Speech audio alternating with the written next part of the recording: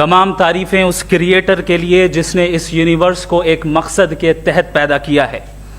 Respected जनाब जावेद अख्तर साहब, mister Saurabh Dwivedi और respected audience, thank you all for being here today. आज की डिबेट में चूंकि हम बात करने वाले हैं डज गॉड एग्जिस्ट के टॉपिक पर, तो ये एक ऐसा टॉपिक है जिसके मुताल्लिक कोई भी डिसीजन लेने के लिए अलग अलग स्टैंडर्ड्स हो सकते हैं। लिहाजा डिबेट के शुरू में ये ज़रूरी है कि हम ये जान लें कि आज के इस टॉपिक में कौन सा स्टैंडर्ड सही होगा और कौन सा गलत होगा।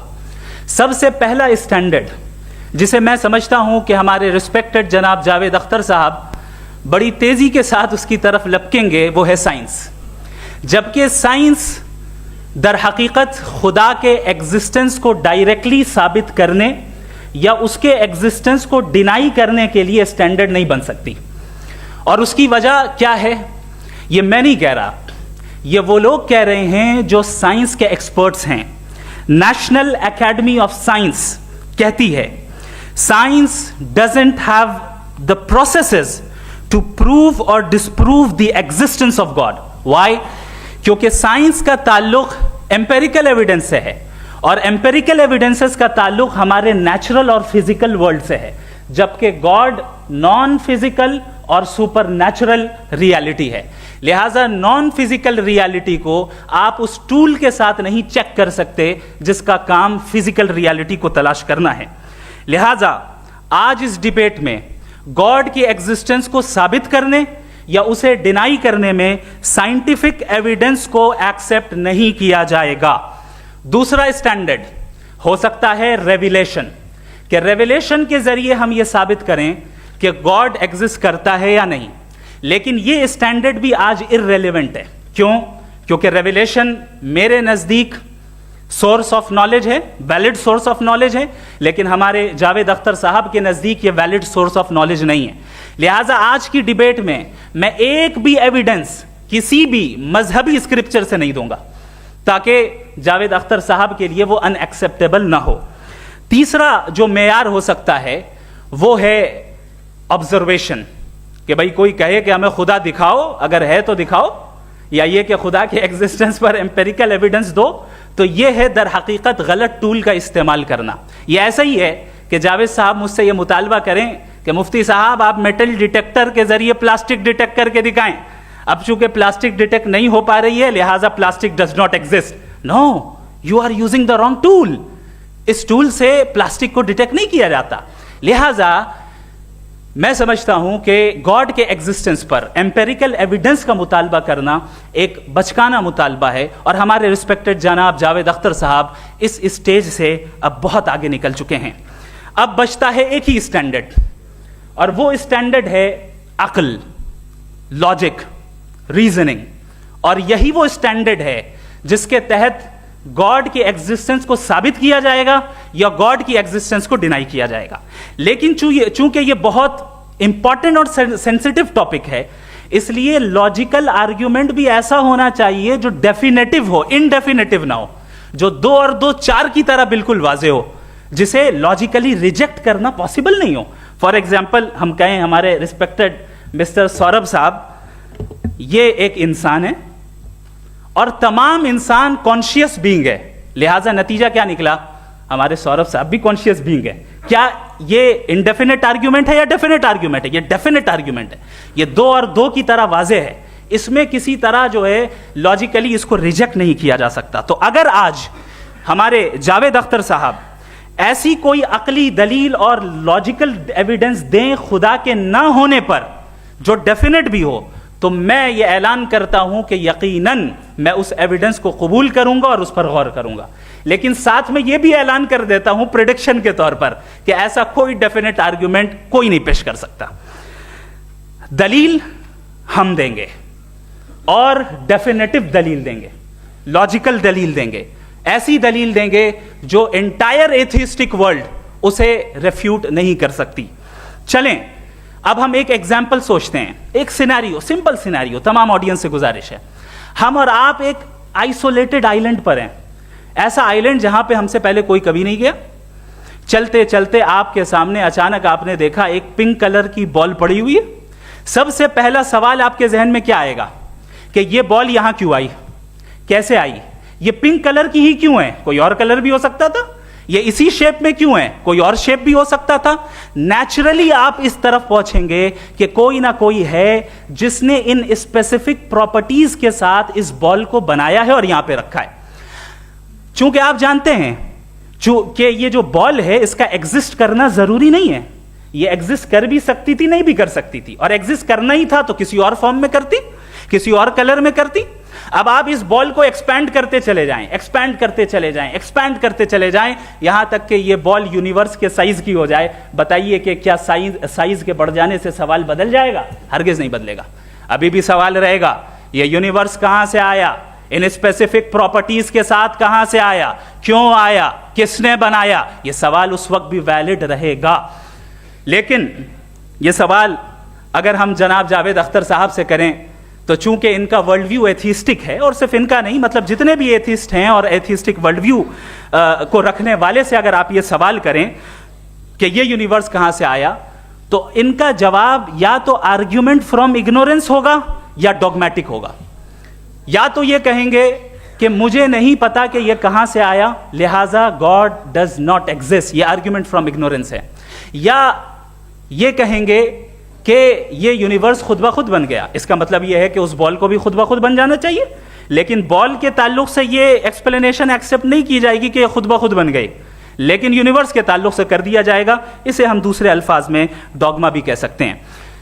दूसरी चीज, हमारे जावेद अख्तर साहब जरूर गॉड ऑफ गैप्स की मिसाल भी जरूर देंगे, और मिसाल देंगे कि पहले ज़माने में बिजलियां कड़कती थी तो लोगों ने किसी एक खुदा की तरफ, और बारिश होती थी तो दूसरे खुदा की तरफ मंसूब कर दिया, उनके पास दलील नहीं थी।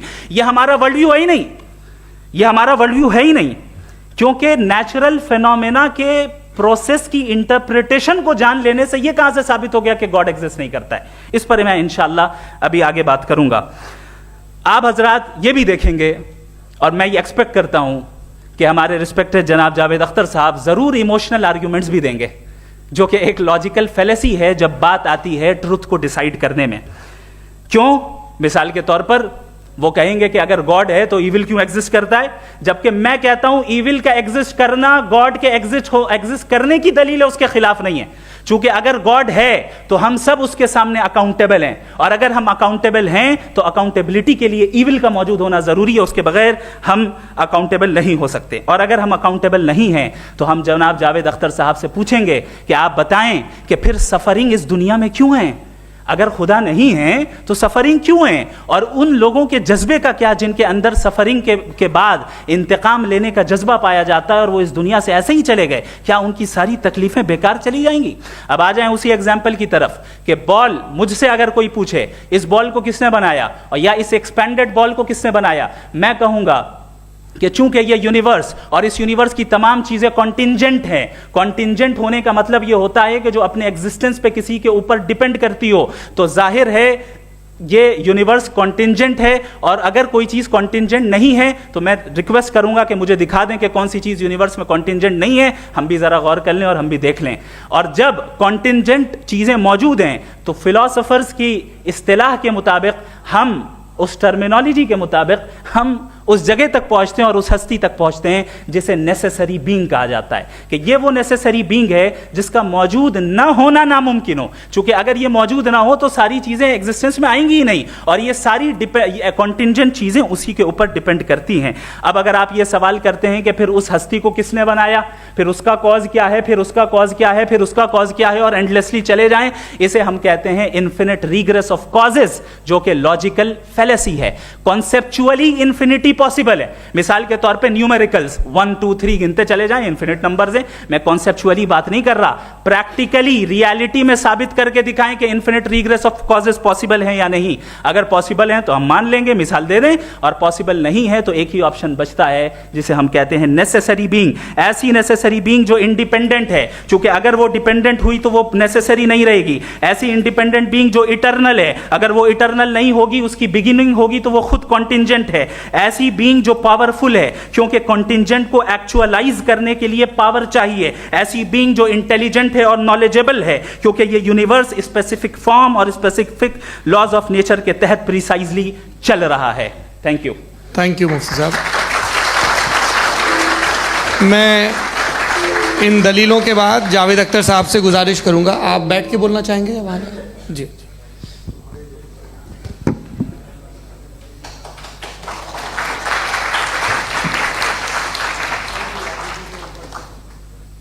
पहले तो मैं मुफ्ती साहब को एक अच्छी खबर देना चाहूँगा कि मेरी नॉलेज साइंस के बारे में बड़ी मामूली है, तो आप फिक्र ना करें उसकी, लेकिन कुछ कॉमन सेंस है मुझ में।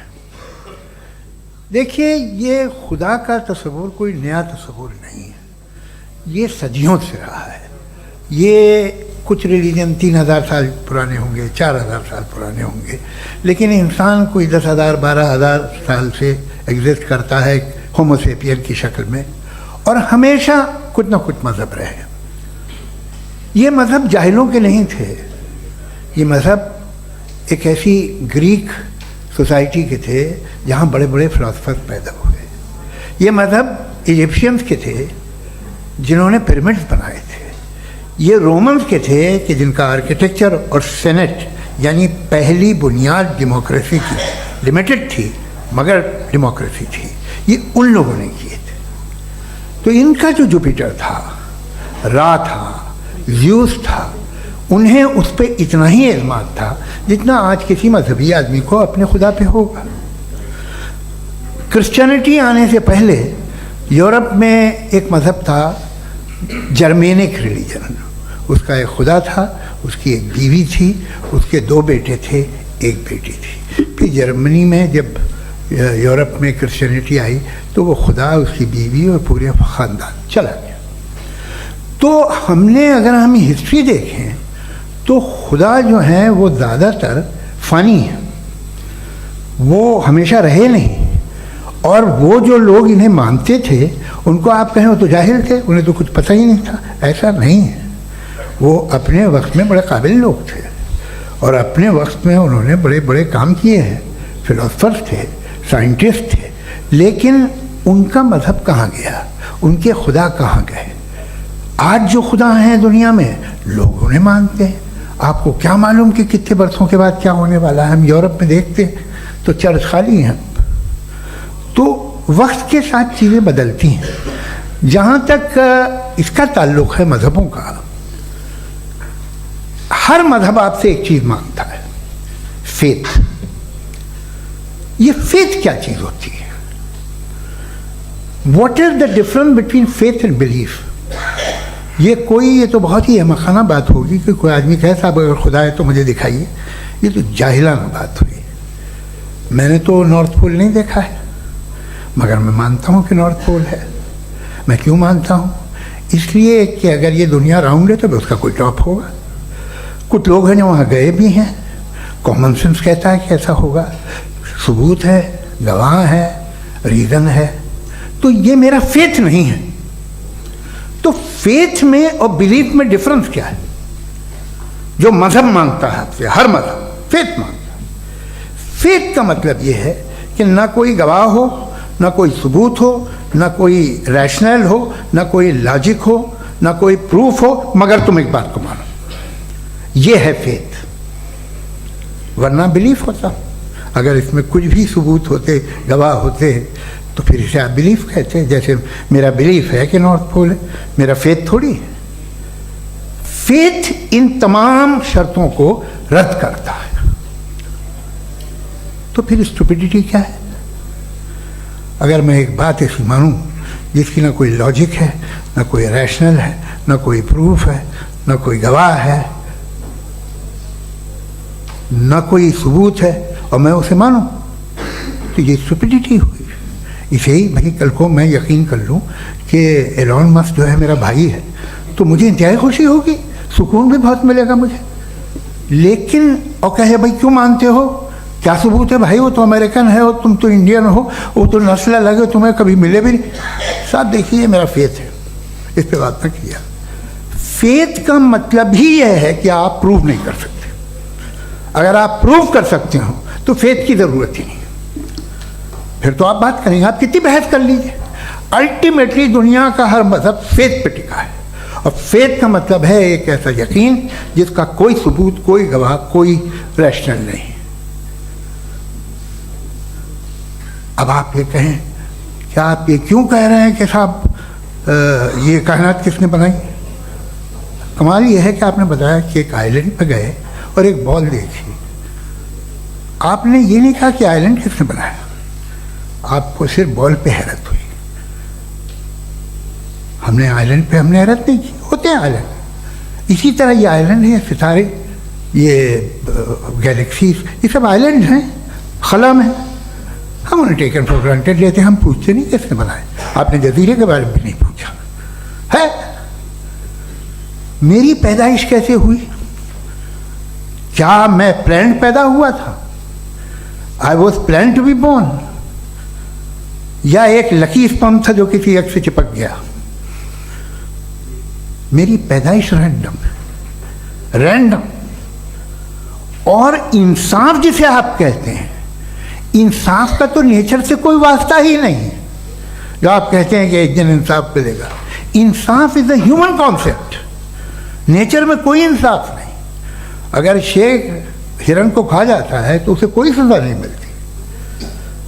अगर एक आंधी आती है और हरे भरे पेड़ों को उखाड़ के फेंक देती है तो आंधियों की जेल नहीं होती है। नेचर में इंसाफ नहीं, इसलिए मुझे नेचर को इंसाफ की ज़रूरत भी नहीं। नेचर तमाम एक है। अब हम कहें कि साहब ये देखिए जो मैंने खाना खाया था, ये मेरी आँख तो नहीं यूँ कर दिया उसे, तो इसे सज़ा मिलनी नहीं। वो सिस्टम है, ऐसे ही चल रहा है। नेचर बग़ैर इंसाफ के है। इंसाफ इज़ अ ह्यूमन कॉन्सेप्ट। तो जो आपसे कहता है कि मैं तुम्हें इंसाफ दूंगा, वो इंसानी जहन की पैदावार है। ये नेचुरल है ही नहीं, ये आसमानी है ही नहीं। नेचर का तसव्वुर, इंसाफ का तसव्वुर। भाई आप साथ मिलते हैं, अब आप लेफ्ट हैंड ड्राइव करते हैं, ये क्या है? तमाम सच, तमाम नेकी, तमाम शराफत लेफ्ट हैंड ड्राइव है। वरना क्या होगा, या तो आप क्रॉस कर देंगे, आपका एक्सीडेंट हो जाएगा, या आप किसी को मार देंगे, या ट्रैफिक जैम हो जाएगा। झूठ, बेईमानी, रिश्वतखोरी, ये तमाम जो है driving on the wrong side है। इसके ऊपर कुछ नहीं। ये तो हमने बनाया, जैसे हमने लेफ्ट हैंड ड्राइव बनाई है। ये कॉन्सेप्ट ऑफ इंसाफ जो है ये हमारा है, इसका नेचर से कोई वास्ता नहीं। शेर खा जाता है हिरन को, उसे जेल होती है क्या? कुछ भी नहीं है ही नहीं। तो ये जो दुनिया के रिलीजन प्रॉमिस करते हैं आपसे इंसाफ, इसी से मालूम होता है कि ये मैन मेड है। ये तसव्वुर कहीं और का है ही नहीं। जो नेचर है, कुछ लोग कहते हैं नेचर ही खुदा है, तो नेचर में तो इंसाफ नहीं कहीं। और आप वादा कर रहे हैं कि तुम्हें मरने के बाद इंसाफ मिलेगा। मुझे अगर मिलेगा तो मैं बहुत खुश होऊंगा, लेकिन मैं यकीन नहीं कर पाता हूँ, इसलिए कि मैं फेथ नहीं पैदा कर सकता। The very fact that religions demand faith, इसका मतलब है कि उनके पास जस्टिफिकेशन नहीं है। अच्छा था, फिर रिलीजन अगर मॉडरेशन में है, कोई सा भी नहीं, वो आप में कुछ खूबियाँ भी पैदा करता होगा। देखिए उससे ये फ़ायदा है, वो फ़ायदा है। अल्कोहल जो है वो ज़्यादातर दवाओं में यूज़ होती है, और एक सर्वे किया गया था अमेरिका में कि लॉन्जिटिविटी किन लोगों की है। तो एक तरफ वो लोग थे जो शराब पीते ही नहीं थे, और एक तरफ वो थे जो एक बोतल शराब रोज़ पीते थे। सबसे ज़्यादा लंबी उम्र उनकी है जो 2 पैक नाप के शराब पीते और खाना खाते हैं। मगर हम शराब को बुरा समझते हैं, मैं भी बुरा समझता हूँ। क्यों? ऐसा होता नहीं। कुछ चीज़ों में आदत होती है कि वो बढ़ती है। आज तक में एक आदमी दूध पीता है, आप 10 साल बाद भी मिलेंगे तो एक ही गिलास पीता होगा। ऐसा नहीं होता सुबह से दूध पीता रहता है। मिल्कोहलिक मैंने नहीं देखे, अल्कोहलिक होते हैं। ये टेंडेंसी है मजहब की कि वो बढ़ता है, जैसे कैंसर बढ़ता है, जैसे शराब बढ़ती है। कुछ लोग होंगे जो उसे सही तरह से यूज़ करते हैं। मुझे यकीन है कि हमारे मुफ्ती साहब भी उनमें से एक, इनसे बहुत खुशी हुई मुझे इनसे मिलकर। लेकिन कितने लोग हैं कि आज आप देखते हैं दुनिया में जो तबाहियाँ हैं, इनमें कितना हाथ है उन लोगों का जो बिलीवर, कहते थे मजहब ये नहीं कहता, ना कहता होगा, मगर जब ये मजहब पीते हैं तो ऐसे बिहेव करते हैं। थोड़ा सा अगर हो तो शायद बहुत अच्छी बात, लेकिन शराब थोड़ी सी नहीं रहती, उसमें टेंडेंसी है पहले। थोड़ा सा अगर 2-3 कैंसर के सेल हो ना बॉडी में तो आदमी सिम रहेगा, लेकिन वो 2-3 सेल नहीं रहते, वो मल्टीप्लाई होते हैं। जावेद साहब टाइम पूरा हो गया। टाइम हो गया, तो बस बात खत्म हो गई। अच्छा, मुझे कुछ और कहने को था भी नहीं। जी, मैं पहले जवाबी दौर के लिए इनवाइट कर रहा हूँ मुफ्ती साहब को। Your rebuttal round 1, you have 7 minutes.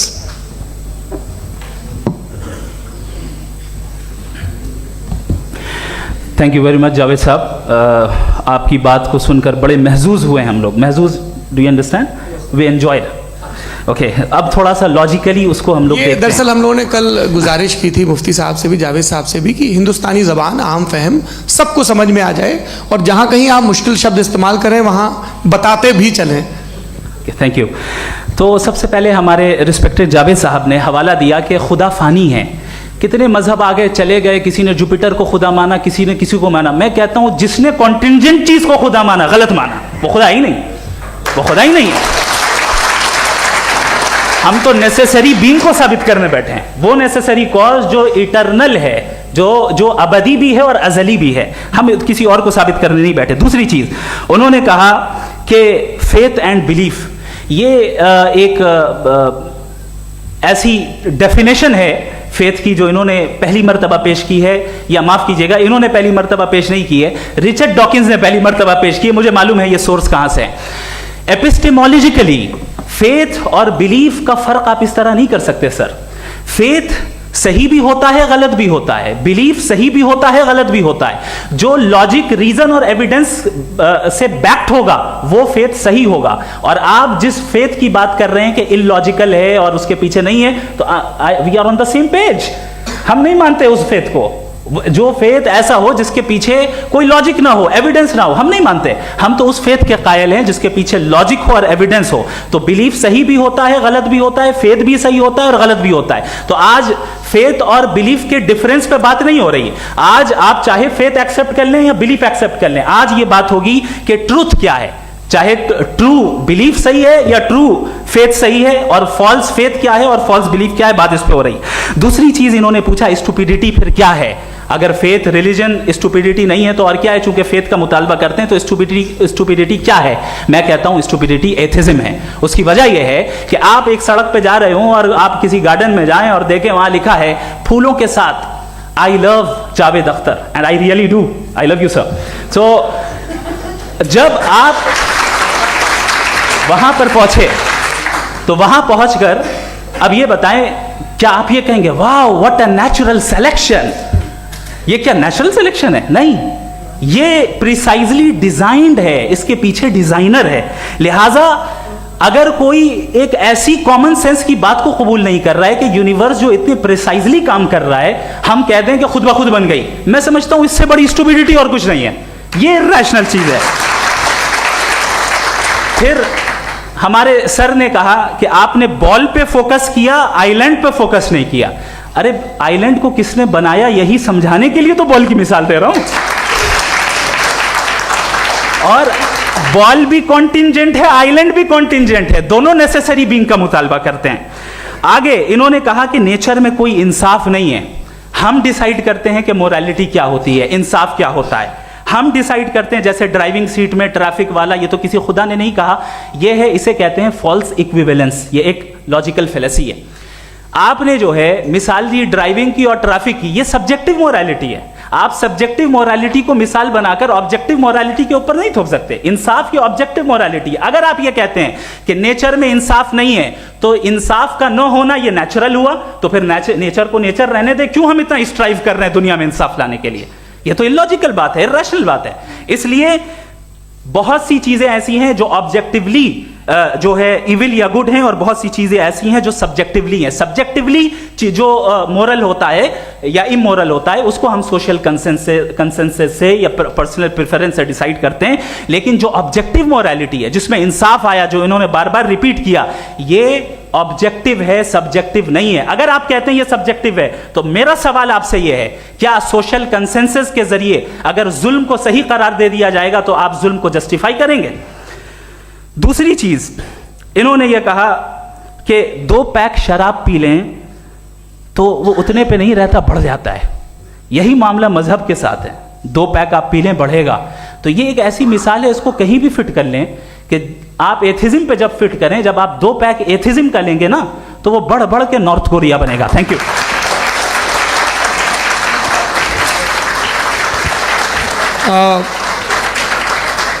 First round के रिबटल के लिए मैं जावेद साहब को इनवाइट कर रहा हूं। आपके पास 7 मिनट का वक्त है, रीसेट कर दीजिएगा प्लीज़। मुझे इस बात की खुशी है कि मुफ्ती साहब ने भी मान लिया कि नेचर में कोई इंसाफ नहीं है। तो कोई भी चीज़ जो इंसान ने नहीं बनाई है उसमें इंसाफ नहीं होता है। एक बात मैं आपसे अर्ज़ करूँ, ज़रा पता लगा लीजिएगा, ये जो आप बाग में जाते हैं बेहद खूबसूरत फूल देखते हैं ना, इनमें से कोई नेचुरल नहीं है। ये सारे फूल क्रॉस करके बनाए गए हैं। जो जंगल में फूल होते हैं नहायत मामूली होते हैं, ये फूल इंसानों ने बनाए हैं। जो आप बाग में देख के वाह वाह कहते हैं, ये इंसानों के बनाए हुए हैं। डिफरेंट फूलों को क्रॉस करके, डेवलप करके, फिर क्रॉस करके इस तरह से बनाए गए। नेचुरल फ्लावर नहीं। किसी जंगल वीरान में जाके आप गुलाब के फूल नहीं देखेंगे। ये सब बनाए हुए इंसान ने, बहुत से काम इंसान ने किए हैं। बाकी है कि आपने मेरी एक बात का जवाब नहीं दिया, जिससे मुझे शिकायत है कि फेथ क्या है और आप फेथ मांगते क्यों हैं मुझसे? आप तो लॉजिकल हैं, आपके पास तो सारे रैशनल्स हैं, आपके पास सारे सबूत हैं, तो आपको फेथ की डिमांड क्यों करते हैं कि भाई तुम सरेंडर कर दो और सवाल मत करो? कोई मजहब सारे सवाल करने की इजाज़त नहीं देता है और मना करता है कि ज़्यादा सवाल ना करो, बह जाओगे तुम। आप क्यों रोकते हैं? हकीकत यह है कि इंसानी तारीख क्या है। इंसानी तारीख ये है कि दुनिया में 2 तरह के लोग हुए हैं। एक वो जिन्होंने अपनी लाइल्मी की परस्तिश की है, दूसरे वो जिन्होंने अपनी इग्नोरेंस या लाइल्मी से झगड़ा किया है और मालूम किया है कि क्या है। ये जो आप कह रहे हैं, आज आप हैरान हैं कि भाई ये यूनिवर्स कैसे बनी। लोग हैरान थे कि सूरज डूबता है तो इधर से कैसे निकलता, और आप एक कदम जाके हमेशा का मानने को तैयार है। एक कदम पीछे ही मान जाइए भाई। आप इसके बाद जाते हो, कहते सवाल ना करना कि ये कहाँ से आया, ये पावर तो हमेशा से हमेशा रहेगी। तो आप यूनिवर्स के बारे में मानने में क्या तकलीफ है? एक कदम पहले रुक जाइए। ये हमेशा से थी या नहीं थी, हमें मालूम नहीं है। और ये कहना कि हमें मालूम नहीं है, कमाल ये है कि दुनिया के सारे मजहब सब जानते हैं ये दुनिया कैसे बनी थी, कैसे मिटेगी, मरने के बाद क्या होगा, इनको सब इल्म है। इनको किसी को डायनासोर होते थे पहले ये नहीं पता था, किसी को नहीं पता। किसी भी दुनिया की मजहबी किताब में डायनासोर का जिक्र नहीं है। लेकिन बाकी सब बातें, how to make universe in 4 easy lessons and बाकी सब पता है। जिसको सब पता है वो गड़बड़ है। हम में ये इनकिसार, ये ह्यूमिलिटी होनी चाहिए कि हम ये कहें कि हमें ये बहुत सारी बातें नहीं मालूम, लेकिन हम उनकी परस्तिश न करना, अपनी लाइल्मी को की परस्तिश न करें, हम उसे पता लगाने की कोशिश करें। जिस दुनिया में आप बैठे हैं सर, ये हॉल जो है, ये इलेक्ट्रिसिटी जो है, ये माइक जो है, जिस हवाई जहाज से आप आए थे, वो जिस कार से आप यहाँ आए हैं, ये सब उन लोगों की बनाई हुई है जिन्होंने सवाल किए थे। ये दुनिया जिसमें आप आज आराम से हैं, ये उन लोगों की बनाई है कि जिन्होंने सवाल किए थे। और हर स्टेज पे इन सवालों को मकरूह कहा गया था, गलत कहा गया था। आप ज़रा तारीख पढ़िए, एक बड़ी दिलचस्प किताब है बर्ट्रैंड रसेल की, जिसमें उसने रिलीजन एंड साइंस कि कब से रिलीजन जो है साइंस के अगेंस्ट है। और हद तो ये है कि भाप के इंजन के खिलाफ थे, स्टीम इंजन के भी खिलाफ थे, और फतवे हुए उन पर, वेटिकन ने दिए। तो ये हमेशा, अभी जैसे ही ये राइट विंगर आते हैं अमेरिका में पावर में, तो वो जो अपना ये क्या बोलते हैं उसे, सीड क्या बोलते हैं, सीड क्या जो, हाँ नहीं नहीं, सीड्स जो होते हैं जिन पे आप जी नहीं भाई, वो जो ह्यूमन बॉडी के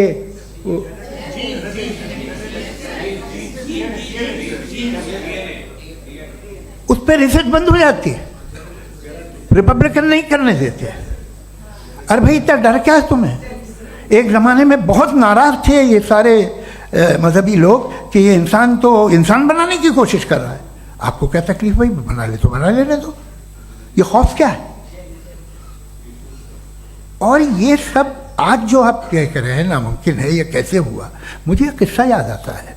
जब मैं छठी क्लास में था तो मैं मैथमेटिक्स में बहुत वीक था, तो एक टीचर रख दिया गया, उसने 1 2 3 4 5 6 7 को सिखा दिया मुझे। वो दिन मैं भूल नहीं सकता हूँ मुफ्ती साहब, जिस दिन उसने ये बताया कि 1/2 क्या होता है और 3/4 क्या होता है, मुझे ऐसा लगा कि मेरा सर बीच से फट जाएगा। ये आदमी कह रहा है कि जो दीवार के अंदर जाओ वॉक करते हुए। आज हंसता हूँ मैं इस बात पे। तो आज जो बातें आपके जहन से बिल्कुल परे हैं और आप हैरान होते हो उन्हें देख के, एक वक्त आएगा कि मामूली लगेंगे।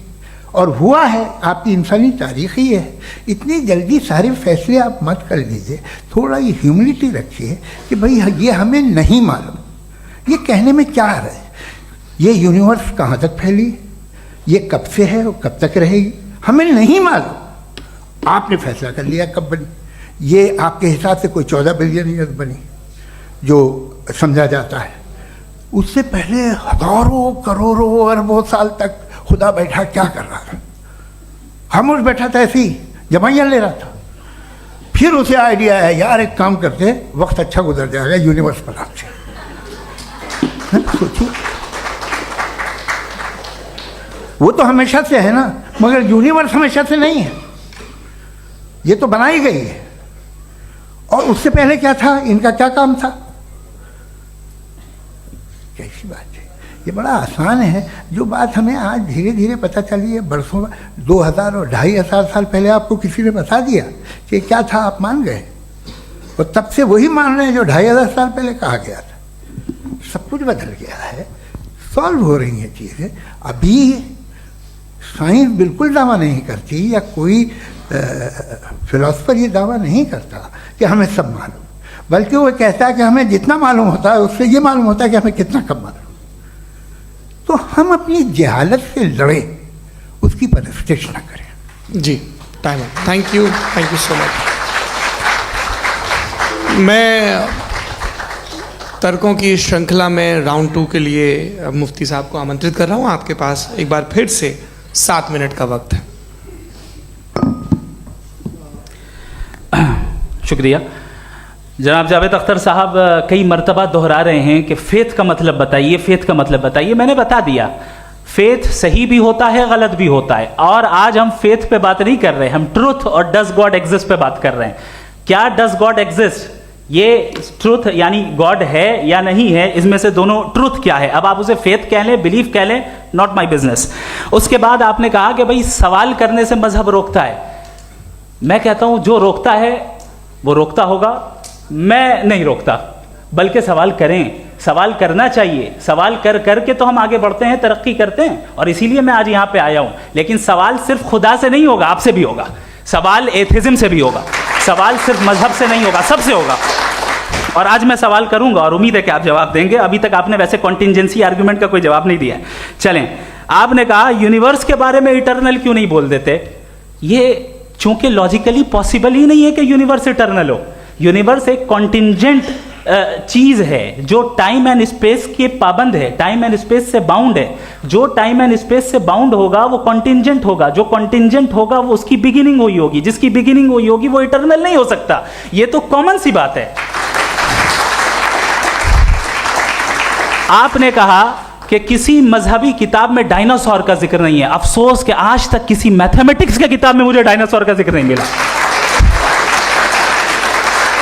तो इसका मतलब मैथमेटिक्स की किताब बेकार है? नहीं, उसका वो टॉपिक नहीं है। रेवलेशन का और मजहबी किताबों का टॉपिक ये नहीं है कि आपको आके बताए साइकिल कैसे बनाते हैं, या आकर ये बताएं कि जो है डायनासोर कब था। वो तो मोरालिटी सिखाने आया है, गॉड के बारे में बताने आया, नॉन फिजिकल रियलिटी की हकीकत को सिखाने के लिए आया। रिलीजियन साइंस को रोकता है? नहीं रोकता। अगर रोकता है तो गलत करता है। रिलीजियन साइंटिज्म को रोकता है, जिसमें हमारे जावेद साहब मुब्तला हैं। साइंस और साइंटिज्म में फर्क है। साइंटिज्म यह है कि आप समझें कि साइंस और साइंटिफिक मेथोडोलॉजी ये नॉलेज को हासिल करने का वाहिद सोर्स ऑफ नॉलेज है। यह है साइंटिज्म। हम इसे रिजेक्ट करते हैं। हम साइंस को तो तरक्की करते हैं, भाई आप हमारी पूरी तारीख कर लें, पढ़ लें तो आपको पता चल जाएगा। बहरहाल ये अलग टॉपिक है। उसके बाद इन्होंने एक लफ्ज़ कहा, वेटिकन ने फतवा दिया। वेटिकन का फतवे से कोई ताल्लुक नहीं है, दोनों कॉन्ट्राडिक्टरी अल्फाज हैं। उसके बाद उन्होंने कहा कि भाई हमें नहीं मालूम। अगर नहीं मालूम तो क्लियरली कह देना कि नहीं मालूम है, इसमें क्या हर्ज है? तो वही तो मैं कह रहा हूं ना कि आप कह दें कि नहीं मालूम, लेकिन क्लेम क्यों कर रहे हैं कि गॉड एग्जिस्ट नहीं कर रहा है? आप कह दें नहीं मालूम है, हो सकता है हो सकता ना हो, लेकिन आप क्लेम कर रहे हैं। The moment you say God does not exist, this is a claim, and now the burden of proof is upon you too, जैसे हमारे ऊपर है। और क्यों है मैं बताता हूं, क्यों है ये भी मैं बताता हूं। फिलोसॉफिकली जो क्लेम होता है ना, सिर्फ ये नहीं होता कि इंसान कहे पॉजिटिव क्लेम करे और नेगेटिव क्लेम करे तो बर्डन ऑफ प्रूफ नहीं है। आप मिसाल के तौर पे मैं कहूं कि फुला उस कमरे में कोई नहीं है, मैंने एक नॉलेज का क्लेम किया है। उस कमरे में कोई नहीं है, मैंने एक नॉलेज का क्लेम किया। या तो मैं कहूं मुझे नहीं पता, हो भी सकता है नहीं भी हो सकता है, this is not a claim. लेकिन जब मैं कह रहा हूं कि वहां कोई नहीं है, या मैं कह रहा हूं वहां कोई है, दोनों क्लेम है और दोनों के ऊपर बर्डन ऑफ प्रूफ है। हमारे ऊपर भी बर्डन ऑफ प्रूफ है, मैंने कंटिजेंसी आर्ग्यूमेंट दिया, इसे तोड़कर दिखाइए। आखिरी चीज, इन्होंने कहा कि खुदा दुनिया बनाने से पहले 150 साल पहले या करोड़ों साल पहले क्या कर रहा था। अरे हजरत, चलें बहरहाल मैं जवाब दे देता हूं, आप हमारे रिस्पेक्टेड पर्सनालिटी हैं, अगर आप नहीं होते तो मैं ऐसे एंटरटेन ही नहीं करता। टाइम ये 100 साल पहले या 100 साल बाद, पहले बाद में अभी, ये वो अल्फाज हैं जिनका ताल्लुक टाइम से है। टाइम शुरू ही हुआ है यूनिवर्स की बिगिनिंग के बाद, तो उसके पहले खुदा क्या कर रहा था? सवाल इलॉजिकल है, ये फेलेसी है। यानी आप ये कह रहे हैं कि यूनिवर्स के बनने से पहले खुदा क्या कर रहा था? टाइम के बनने से पहले, पहले का ताल्लुक टाइम से, टाइम उस वक्त था ही नहीं, तो ये सवाल ही इनवैलिड है खुदा के ताल्लुक से। दूसरी चीज, आर्ग्यूमेंट ऑफ कंटिजेंसी जो मैंने आपके सामने पेश की है, आपने बार बार ये प्रूफ किया और ये कह रहे हैं कि गॉड ऑफ गैप्स। देखिए पहले नहीं मालूम था, साइंस ने कर दिया। सिंपल्स की मिसाल से मैं समझा देता हूं। जिस गैप्स की आप बात कर रहे हैं ना, साइंस उन गैप्स को जिन चीज के जरिए भी प्रूव करेगा वो कॉन्टिजेंट ही होगा। अब चाहे वो फोर्स हो, मैटर हो या एनर्जी हो। लिहाजा सवाल हमारा उस वक्त भी वैलिड होगा जब तक कि आप नेसेसरी बीइंग पे ना आ जाएं, और इन्फिनिट रिगरेस पॉसिबल नहीं है of causes in practical world, तो जाहिर है कहीं रुकना पड़ेगा, जहां रुकेंगे वही खुदा है। दूसरी चीज, आपने ये कहा, क्या कह रहा था मैं, किस पॉइंट को? What? Oh no, after that, just now. हाँ, जहां रुकेंगे वही खुदा है। बहरहाल तो टाइम का जिक्र हो गया, गॉड ऑफ गैप, सॉरी, या इसकी एक मिसाल आप ले लें। एक कार है, एक साहब ने देखा कि भाई कार जो है उसके व्हील्स कितने अच्छे लगे हुए हैं, सही जगह पे। स्टीयरिंग जो है कितने अच्छे जगह पे लगी हुई है, और सीट्स कितने वेल डिजाइंड है, कितनी प्रिसाइजली ये कार काम कर रही है। तो जरूर कोई ना कोई इसे क्रिएट किया है, किसी ने क्रिएट किया है। अब जावेद साहब आए और कहे अरे जनाब बोनेट खोलिए, इसमें इंजन है, इंजन इस कार को चला रहा है, hence prove no one has created the car. This is illogical, this is irrational. आपने इंजन के जरिए उस गैप को तो साबित किया, लेकिन क्या उससे कार की जो क्रिएशन है और उसका जो क्रिएटर है ये इम्पॉसिबल हो जाए? ऐसा पॉसिबल है? उसका सवाल खत्म हो जाए, ऐसा पॉसिबल है? नहीं। आपने गैप्स को फिल करके, कॉन्टिंजेंट चीजों से गैप्स को फिल करके हमारे ऑब्जर्वेशन को और ब्रॉड कर दिया। अब हमें और पता चल गया कि ये जो कार है इसका सिस्टम कितना ज्यादा कॉम्प्लेक्स है। पहले कम समझते थे, अब कॉम्प्लेक्सिटी और ज्यादा वाजे हो गई। अब हमें समझ में आ रहा है कि हमारी सर्टेनिटी और बढ़ गई कि जरूर इस कार को किसी ना किसी ने बनाया। यही मामला यूनिवर्स का है। साइंस हमेशा फिजिकल वर्ल्ड की चीजों को ही फिल करती जाएगी और फिजिकल चीजों से ही करती जाएगी, चूंकि एम्पेरिकल एविडेंस का ताल्लुक फिजिकल वर्ल्ड से है। आप साइंस के जरिए मेटाफिजिकल रियलिटी को कभी साबित नहीं कर सकते। ये रॉन्ग टूल का इस्तेमाल करना है। ये वही काम है कि आप मेटल डिटेक्टर से प्लास्टिक डिटेक्टर करने चलें, जो कि जाहिर है सही नहीं है। Thank you.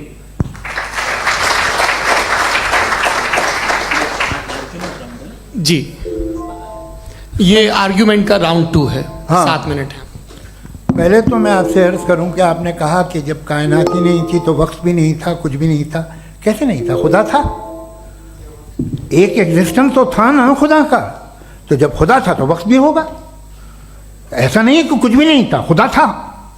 अच्छा, बाकी है कि आपने कहा साहब आप साबित कीजिए, आपके पास भी लॉजिक है या मेरे पास भी लॉजिक है। आप मेरा जिम्मेदारी नहीं है साबित करना कि खुदा है।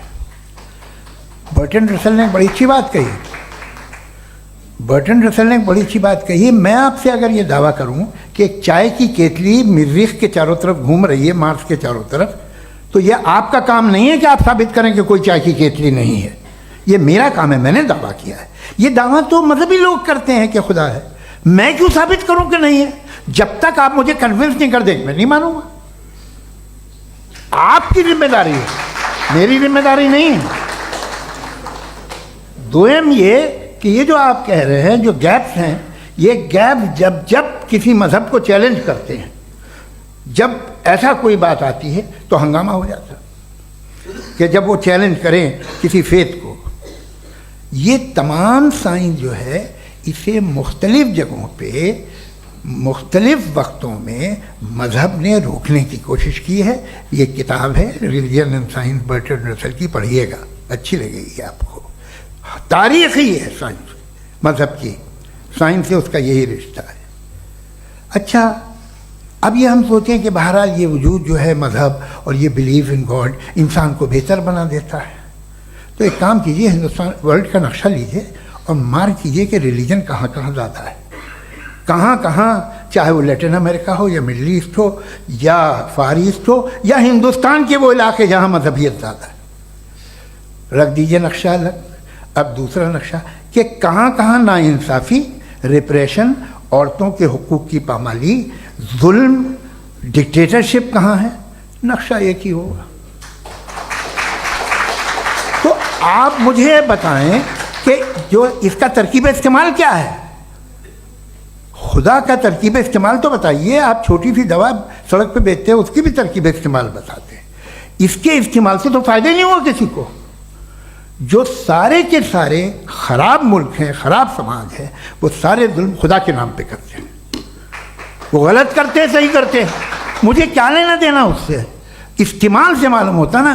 एक विस्की की बोतल कभी शायद देखी हो आपने, लाल रंग की होती है, उस पर रोशनी और छपड़ा इंतहाई खूबसूरत लगती है, क्या बिगाड़ रही है किसी का? उसका इस्तेमाल गलत है, इसलिए आप उसे नापसंद करते हैं। इसका इस्तेमाल गलत है, इस तसव्वुर का इस्तेमाल ही गलत है और हमेशा से गलत हुआ है। आप देख लीजिए, इंसानी तारीख देख लीजिए, आज देख लीजिए, हिंदुस्तान देखिए, दुनिया देख लीजिए, क्या हो रहा है। इसे कैसे इस्तेमाल कर रहे हैं? फेथ वाले लोग क्या फेयर हैं, जस्ट हैं, जो अपने खुदाओं पे यकीन रखते हैं? वो किस तरह के लोग हैं? वो लोगों को इंसाफ देते हैं, वो बेहतर इंसान बने। तो इस दवा का फ़ायदा क्या है? चलो बहुत फ़ायदा हो रहा तो मैं इस्तेमाल कर लूँगा। मुझे तो इस दवा का कोई फ़ायदा दिखता ही नहीं। मुझे तो ऐसा लगता, मैं एक और बात बताऊं, अगर कोई आदमी मजहबी है और अच्छा आदमी है तो मैं उसकी बहुत इज्जत करता हूँ, इसलिए कि मेरा ख्याल है मजहबी आदमी का अच्छा होना मुझसे अच्छा होने से ज़्यादा मुश्किल है।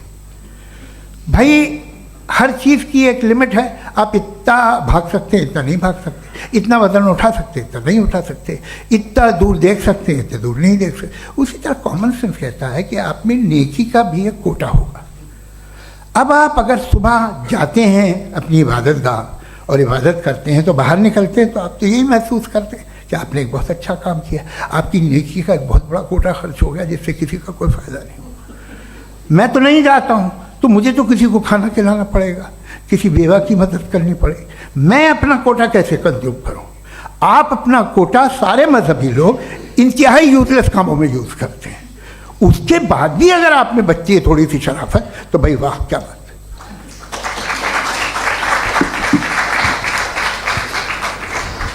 एक तो मुझे ये बात बहुत अच्छी लग रही है कि दोनों ही विद्वान समय को मानते हैं और बहुत समय से अपनी दलीलें और बाज़ दफ़ा समय से पहले अपनी तकरीरें पूरी करके अपनी अपनी कुर्सी पर बैठ रहे हैं।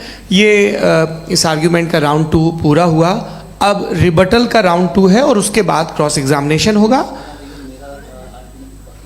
नहीं, आपका आर्ग्यूमेंट हो गया सर। हमारे यहाँ स्कूल के सिलेबस में पंच परमेश्वर कहानी पढ़ाई जाती है, प्रेमचंद जी की लिखी हुई। आप निश्चिंत रहिए, आपके कोई राउंड में मिस नहीं होने दूंगा। रिबटल का राउंड 2 मुफ्ती शमाइल नदवी साहब।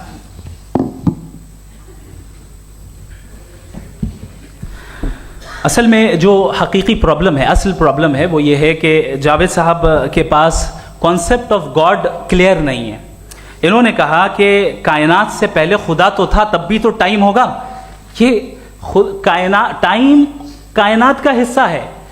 हम खुदा, उस खुदा को मानते हैं नेसेसरी बीइंग का टाइमलेस होना जरूरी है, चूंकि वो टाइम का क्रिएटर है।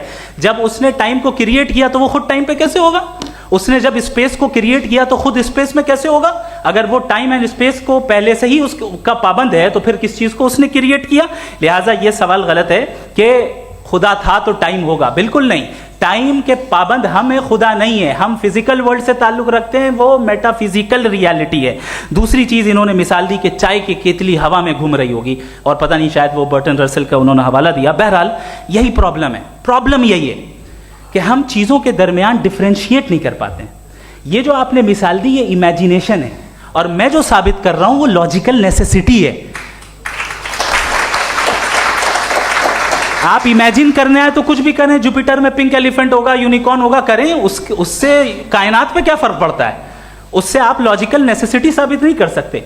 मैं तो उस प्राइम कॉज की बात कर रहा हूं, उस नेसेसरी बीइंग की बात कर रहा हूं जिसके बगैर इस कायनात का एग्जिस्टेंस मुमकिन नहीं है। दूसरी चीज, मजहब को साइंस चैलेंज करती है वगैरह वगैरह, ये हमारा टॉपिक ही नहीं है। मैं इस पे बात करूंगा तो फिर मेरा वक्त चला जाएगा। मजहब के ऊपर चूंकि हमारी डिस्कशन नहीं है, साइंस को मजहब और बिलखुसूस मैं और हमारा वर्ल्ड व्यू कम अज कम साइंस को पीछे नहीं करता है, साइंटिज्म की मजम्मत करता है। इसकी वजाहत मैंने पहले कर दी। दूसरी चीज इन्होंने कहा वर्ल्ड का नक्शा लीजिए, वर्ल्ड मैप लीजिए, 2 अलग अलग जगह की। हजरत मैंने ये होमवर्क किया था और मैंने मिडिल ईस्ट का एक नक्शा लिया और यूरोप का एक नक्शा लिया, ये मजहबी इलाका और ये लिबरल और एथीस्ट इलाका। मुझे पता चला कि सबसे ज्यादा रेप केसेस जो हैं वहां पर हैं।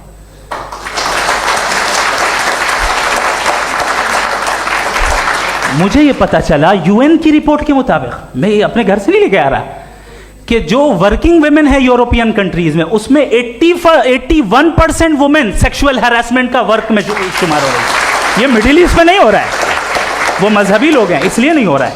दूसरी चीज आपने ये कहा कि मजहबी आदमी का अच्छा होना हमारे अच्छे होने से बहुत मुश्किल है, बहुत मुश्किल है। तो इसका मतलब यह है कि गॉड के अलावा आपके पास अच्छे और बुरे का कोई स्टैंडर्ड है। मैं चाहूंगा कि कन्वर्सेशनल स्टाइल वाली डिस्कशन और सेगमेंट पे इसी पे बात कर लेते हैं। Thank you very much.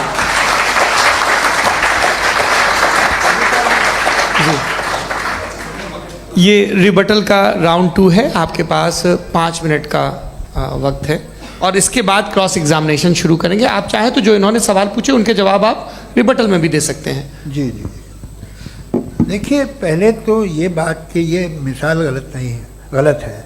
इन्होंने पहले ही हमको डिसार्म कर दिया, कह लिया अकल से मामला सॉल्व नहीं हो सकता, लॉजिक से आप पहुंच नहीं सकते। ये एक मेटाफिजिकल चीज़ है। मेटाफिजिकल अजीब सा लफ्ज़ है, ठीक से किसी को माने नहीं मालूम इसके, तो ऐसा लगता है कुछ बड़ी चीज़ है। अरे भाई क्या होता है मेटाफिजिकल, बताओ, खड़ी हो। ये एक लफ्ज़ है जो कहीं भी इस्तेमाल हो जाता है। जब आप एक बात कर रहे हैं और आप मुझसे बहस कर रहे हैं तो मुझे मेटाफिजिकल मत बताइए, आप लॉजिकली मुझे प्रूफ किए। और अगर लॉजिकली आप नहीं बात करते साहब ये मेटाफिजिकल है, तो फिर हम आप बात क्या कर रहे हैं? मेरा आपका किस ज़बान में कॉन्वर्सेशन होगा। और ये कहना कि वक्त पहले नहीं था, तो फिर क्यों कहते हैं ये हमेशा से और हमेशा रहेगा? हमेशा वक्त है, तो आप कैसे कहते हैं वो हमेशा से है और हमेशा रहेगा? हमेशा का मतलब है कोई वक्त, अगर वक्त ही नहीं है तो हमेशा कैसे? बाहर वो रहेगा। अब मैं ये देखता हूँ, आपने कहा ना कि वहाँ रेप ज़्यादा होते हैं, तो हम एक बात देखते हैं कि ये दुनिया जिस पे वो कादर मुतलक है, जिसकी मर्ज़ी के बगैर पत्ता भी नहीं हिलता, ओमनीपोटेंट है, ये दुनिया चल कैसे रही है? और इस दुनिया का हाल क्या है? 45,000 बच्चे जो 10 साल की उम्र से कम थे वो गाजा में मरे। भूख से काला हांडी में बच्चे मरते हैं और डिप्थेरिया से मरते हैं। डिप्थेरिया अजीब मर्ज है, गले में जाली बनना शुरू होती है, बच्चा नीला हो जाता है, गरीब का बच्चा, इसलिए कि उपास इलाज में। ये कादर मुतलक है जो चाहे कर दे, इससे आप दुआएं मांगते हैं हमारी ये काम कर दे वो कर दे, तो इसका मतलब डे टू डे लाइफ में वो इंटरफेयर करता है और ये देख रहा है वो। अगर वो वाकई भी है फॉर डिस्कशन सेक, तो मैं जब दुनिया देखता हूँ तो मेरे दिल में उसके लिए कोई इज्जत नहीं पैदा होती। ये क्या कर रहे हो तुम पूरे ऑल पावरफुल हो, ओमनीपोटेंट हो, ओमनी प्रेजेंट हो। तुम तो वहाँ गाजा में रहे होगे ना, तुम हर जगह हो। तुम देख रहे थे कि बच्चे की कैसे धज्जियाँ उड़ रही, तुम देख रहे थे और तुम चाहते हो मैं तुम्हारी परस्तिश करूँगा, तुम हो भी। अरे यार, इसके अच्छे तो हमारे चीफ प्राइम मिनिस्टर हैं, कुछ तो ख्याल करते हैं। कमाल है, आप किसकी इबादत कर रहे हैं? अगर वो है भी, ये दुनिया नाइंसाफी से, जुल्म से, जबर से, तशद्दुद से भरी हुई। और आप ये मत कहिएगा कि वो देख रहा है और वो बताएगा एक दिन। अगर वो देख रहा है और इंटरफेयर नहीं करता तो आप दुआ क्यों मांगते? आप कहते हैं मेरा ये काम करा दे, इसके मतलब है वो दखल दे सकता है, वो आपको नौकरी दिलवा सकता है, भले दूसरे आदमी को न मिले, मगर आपका काम कर देगा चूंकि आपने दुआ मांगी है। तो जब वो आपको नौकरी दिला सकता है, लड़की की शादी कर सकता है, बेटे को ग्रीन कार्ड दिलवा सकता है, तो कम से कम ये जो मर रहे हैं बच्चे, इनको रोक दे, कुछ तो करे। मुझे तो दुनिया में इस दुनिया का कोई मालिक है, इसका ओमनीपोटेंट कोई रूलर है, और ये दुनिया ऐसी चल रही है। मैं तो चाहूँगा कि भाई ना हो, अगर हो तो बड़ी शर्मिंदगी की बात है। शुक्रिया।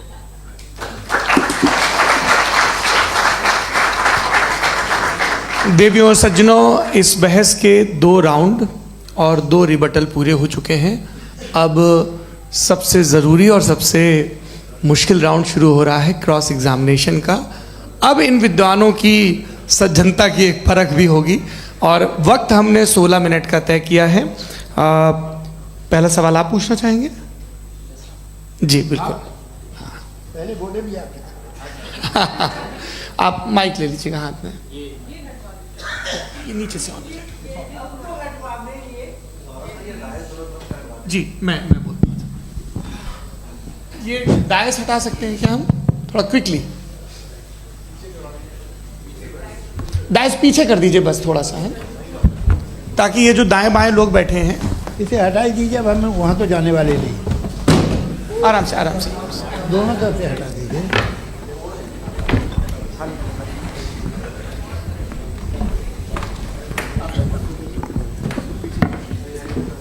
इस बीच आप लोग भी अपने अपने सवाल तैयार कर लें।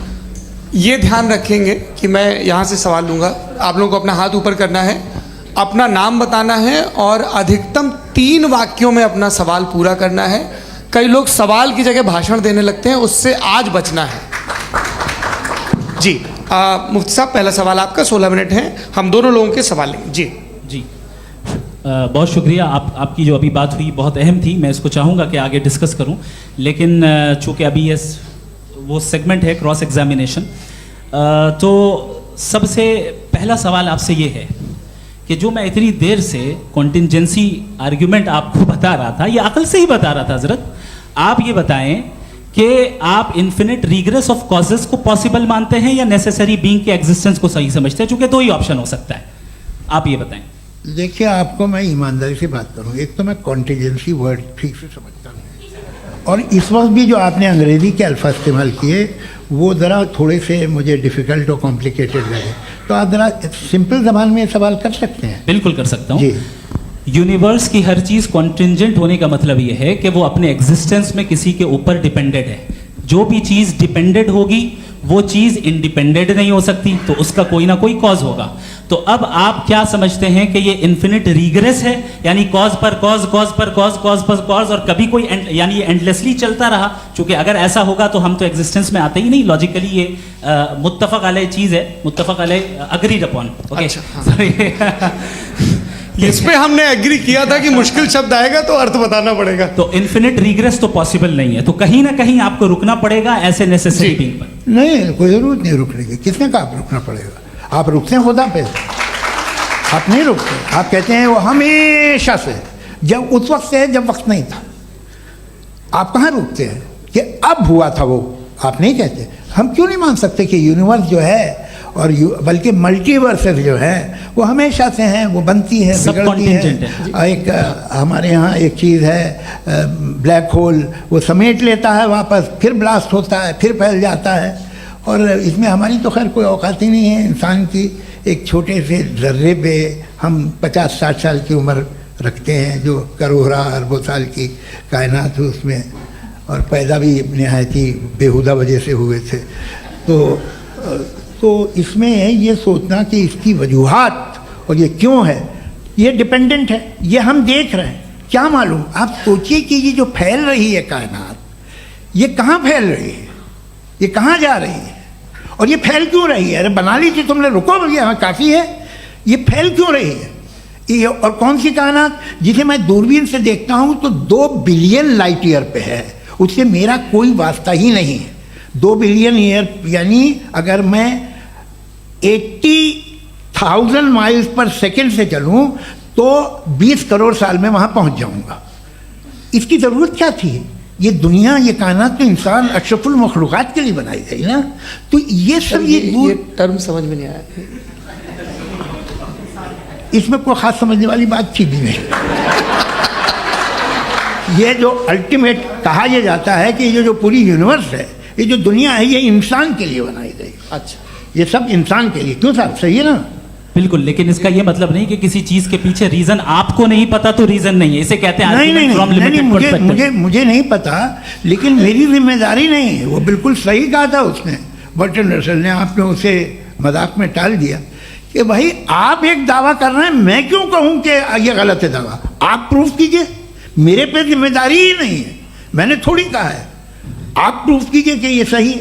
आप आर्ग्यूमेंट ऑफ कंटिजेंसी का जवाब ही नहीं दे रहे हैं। पूछना चाहेंगे? आप सवाल पूछना चाहेंगे मुफ्ती साहब से? क्योंकि ये क्रॉस एग्जामिनेशन का दौर है। आप जैसे पहले बोल रहे थे फेथ को लेके कुछ, मैं ये पूछना चाहूँगा कि खुदा ने जो भी रेवलेशन किए हैं, एक मज़हब के लिए बहुत से मज़हबों में किए हैं, अलग अलग रेवलेशन है। कहीं कुछ एक बातें हैं, कॉन्ट्रडिक्शन भी है आपस में, कहीं कुछ आप कर सकते हैं, कहीं कुछ नहीं कर सकते। ऐसा नहीं है कि सबकी कोड ऑफ मॉरल एक है। तो ये किस्सा क्या है? अब आप ये देखिए कि मुझे कभी कभी लगता है कि जो फुटबॉल फाइनल होता है, लाखों लोग होते हैं, फिर वो टीवी कवर कर करोड़ों लोग, अगर उसमें खुदा की एक बूमिंग आवाज़ आ जाती, मैं गॉड हूँ, तो सारे लोग अभी सुन लेते और टीवी पे भी सुन लेते, किस्सा खत्म होता। ये इतनी राजदारी क्या है कि तुम सामने कुछ तो सबूत दे दो हमें सॉलिड। ये कह साहब ये यूनिवर्स कैसे बनी, इससे मसला क्या हल होगा? मैं पूछूंगा आपसे खुदा कैसे बना? क्यों नहीं पूछूंगा कैसे बना? बल्कि वो तो कायनात से कहीं ज़्यादा इंटेलिजेंट है, कायनात से कहीं ज़्यादा कॉम्प्लेक्स। जी वो हमेशा से है, आप कहेंगे मैं मान लूँगा। अच्छा, दोयम वो कादिर मुखलक, यानी कादिर मुखलक का मतलब ओमनीपोटेंट, वो जो चाहे कर सकता है। आपको नौकरी दिलवा सकता है, आपकी अच्छी जगह शादी करवा सकता है, आपके पड़ोसी का मुकदमा हरवा सकता है, आपको जिता सकता है, सब काम करता है। थोड़ा सा माइक क्लोज जी। वो इस दुनिया को चला कैसे रहा है? ये दुनिया कैसे चल रही है? आपको इस पर हैरत नहीं होती? या क़यामत के बाद कभी एक जस्टिस होगा, जब ये बच्चा मर चुका होगा, जिसकी धज्जियाँ उड़ गई बम से, इसको इंसाफ मिलेगा। तब अच्छा, अब जवाब दूं?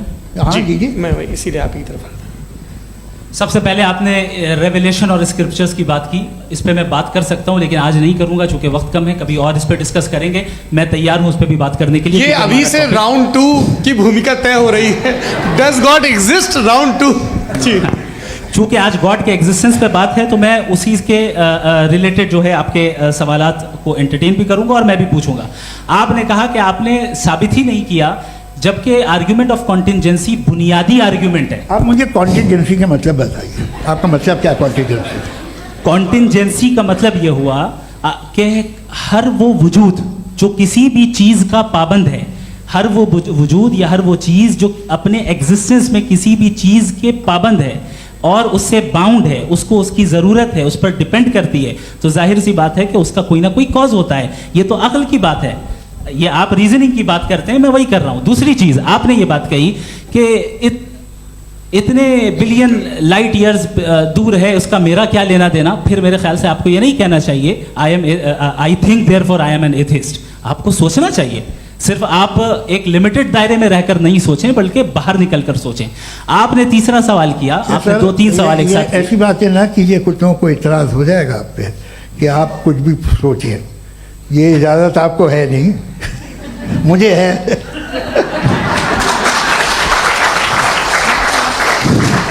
जी आपने प्रॉब्लम ऑफ इविल के ताल्लुक से सवाल किया और बार बार आप एक लफ्ज रिपीट कर रहे हैं कि ओमनीपोटेंट गॉड है, ऑल पावरफुल गॉड है। यही तो दरअसल समझना है कि गॉड का कॉन्सेप्ट क्या है। प्रॉब्लम ऑफ इविल जो है, प्रॉब्लम ऑफ इविल दर हकीकत 2 असम्पशंस पर कायम है। अगर आप इन 2 असम्पशंस को समझ जाएं तो ये प्रॉब्लम नहीं रहेगी, आर्ग्यूमेंट आपको समझ में आ जाएगी कि ये कोलैप्स कर जाता है। पॉइंट नंबर 1 यानी जो आपका सबसे पहला फॉल्स असम्पशन है कि गॉड मर्सीफुल है, ओमनीपोटेंट है, दुनिया में जुल्म हो रहा है। लेकिन आपको यह समझना चाहिए कि हमारे वर्ल्ड व्यू के मुताबिक गॉड सिर्फ ओमनीपोटेंट और सिर्फ मर्सीफुल नहीं है, बल्कि वो ऑल वाइज भी है और वो ऑल नोइंग भी है। उसके हर काम के पीछे हिकमत और विजडम है। ये कोई जरूरी नहीं है कि वो हिकमत और विजडम आपको समझ में आए या मुझे समझ में आए। अगर आप जो समझ रहे हैं उसके मुताबिक आप फैसला कर रहे हैं, ये लिमिटेड पर्सपेक्टिव से आर्ग्यूमेंट है। और इस चीज को हम अपनी दुनिया में, अपने लाइफ में, डेली लाइफ में इस प्रिंसिपल को एक्सेप्ट करते हैं। हम जब किसी डॉक्टर के पास जाते हैं, डॉक्टर के पास जाकर वो अगर उसने हमें कोई दवाई दी है तो हम ये तो नहीं कहते कि जब तक आपके पास जितना नॉलेज और जितना विजडम नहीं है, आपने क्यों ये दवाई दी है, तब तक हम इस चीज को एक्सेप्ट नहीं करेंगे। नहीं कहते, हम उसकी अथॉरिटी को तस्लीम करते हैं। क्यों? क्योंकि उसकी हम जानते हैं कि वो नॉलेजेबल है, वो विजडम वाला है, हमसे ज्यादा नॉलेज और हमसे ज्यादा विजडम है। बताएं सर। नहीं, डॉक्टर में और खुदा में बड़ा डिफरेंस है। डॉक्टर पढ़ा लिखा होता है, एक तो मैं उसकी बात सुनूंगा। 2 ये नहीं, कुछ जवाब तो ये भी नहीं है सर आप प्लीज, ये आ आप जाइए, अगर चलिए। सब ऑडियंस से बोलने लगेंगे तो हाँ। फिर मतलब नहीं सिविलाइज्ड बहस का। मतलब आप ये कहें कि चूंकि आप डॉक्टर पे बिलीव करते हैं इसलिए खुदा पे बिलीव किए, क्या ये मिसाल आपको समझाने के लिए। आर्ग्यूमेंट है, इस पे आपको एतराज नहीं है। तो सिंपल बात ये है कि मैं अगर ये यकीन कर लूँ कि एक ओमनीपोटेंट, उसकी मसलहत है, ये जो बच्चे मर रहे हैं ये मसलहत है उसकी, मुझे नहीं चाहिए थी मसलहत। उसकी मसलहत नहीं, यही तो समझना है। मतलब एक्सपीरियंस।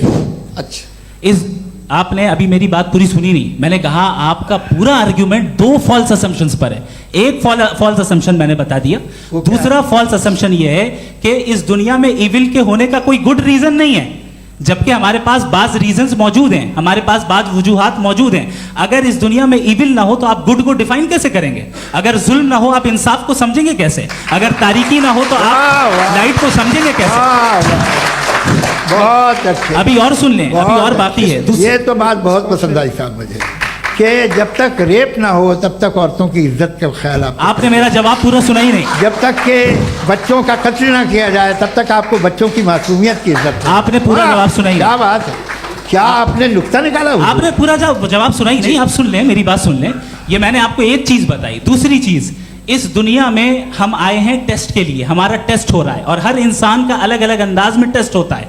और इस दुनिया में अगर इविल मौजूद है तो वो इविल जरिया है हमारे अंदर ह्यूमन नोबल क्वालिटीज को डेवलप करने का और अलग अलग फील्ड में प्रोग्रेस करने का। और अगर हमारे अंदर और इस दुनिया में इविल नहीं होता तो बताइए टेस्ट का मतलब क्या होता? अगर मैं अपने स्टूडेंट को एमसीक्यूज दूं और उसमें सिर्फ राइट आंसर लिख कर दे दूं और कहूं तुम्हारा टेस्ट हो गया, ये मीनिंगलेस है। इस दुनिया में अगर हम टेस्ट के लिए आए हैं तो जाहिर है गुड एंड इविल दोनों मौजूद है।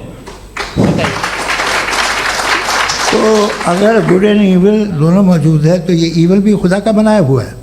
जी हाँ, खुदा का बनाया हुआ है। लेकिन अच्छा, चलो अच्छी बात। जी बिल्कुल, तो बिल्कुल खुदा ने मतलब बनाया। अभी तो ये है कि जो मेजॉरिटी है दुनिया में वो इविल है, तो ये खुदा एक्चुअली इविल के साइड पे लग रहा है मुझे। बिल्कुल भी नहीं, मैं इसलिए बताता हूं। मेजॉरिटी में तो वो है। क्या बात कर रहे हैं भाई आप? मैं बहुत- कोई भी जो मुंसिफ होगा, चाहे आपका अपना घर हो जिसके आप सबसे बड़े हैं, चाहे आपकी ऑर्गेनाइजेशन हो जो आप चलाते हैं, वहां पर आप इविल रखेंगे साबित करने को कि बाकी लोग शरीफ हैं? मेरी बात सुन क्या लें। ये आर्ग्यूमेंट ही गलत है? अगर- कि जब तक के कोई इविल नहीं होगा तब तक के शरीफ आदमी शरीफ नहीं लगेगा। अगर एग्जामिनर गलत ऑप्शन दे रहा है तो एग्जामिनर इविल नहीं हो गया। जो गलत ऑप्शन को सेलेक्ट कर रहा है वो फेल होगा। क्रिएटर ने इविल को बनाया है लेकिन वो इविल नहीं है। अच्छा। सुनिए मेरी बात, चलिए, let me complete sir, let me complete sir. जी, जी। क्रिएटर ने इविल को बनाया है टेस्ट के लिए, वो इविल नहीं है। इविल वो होगा जो उसे इख्तियार करेगा। छुरी को बनाने वाला गलत नहीं होता है, छुरी का गलत इस्तेमाल करने वाला गलत होता है। रेप को कैसे गलत इस्तेमाल करते हैं? रेप इंसान के फ्री विल का नतीजा है। ये रेप कैसे गलत इस्तेमाल होता है? ये मुझे अब सुन ले, अब सुन ले। गलत इस्तेमाल होता है। हाँ मैं बता रहा हूँ रेप कैसे गलत ना, इस्तेमाल? मैं बता रहा हूँ जी। कि जो इविल इस दुनिया में मौजूद है उसके कई सारे तरीके हैं। एक तरीका इंसान का अपना फ्री विल है। अब अगर कोई रेपिस्ट रेप कर रहा है तो इसका गॉड का कसूर नहीं है, वो अपने फ्री विल का गलत इस्तेमाल कर रहा है, उसको सजा मिलनी चाहिए। अच्छा। और उसी के लिए जहन्नम बनाई गई है। ये फ्री विल का भी बड़ा चक्कर। आप जब कोई बुरा काम करते हैं या कोई बुराई होती है तो ये कहा जाता है कि ये फ्री विल है। 7 billion free wills are moving on this planet. 7 billion free will. और एक आदमी अपनी फ्री विल से मुझे कत्ल कर दे तो मैं खुदा की मर्जी से मरा हूँ कि इसकी फ्री विल की वजह से? मेरी मौत खुदा के हाथ है या ये फ्री विल वाले के हाथ? खुदा ने फ्री विल का निजाम बनाया है और उस निजाम का गलत इस्तेमाल करके कोई आपको मार रहा है, इस्तेमाल करके मेरा कत्ल कर देता है। अब मेरी मौत का जिम्मेदार कौन है? वो इंसान जिम्मेदार है। वो इंसान। जी। तो ये कहना कि और उसको सजा मिलेगी। तो अब आप आगे चलिए कि ये तय करना कि अल्लाह ही या अल्लाह ने खुदा ही जिंदगी देता है, खुदा ही मौत देता है, ये गलत है। बिल्कुल गलत नहीं है। हाँ, नहीं, निजाम उसी ने बनाया फ्री विल का।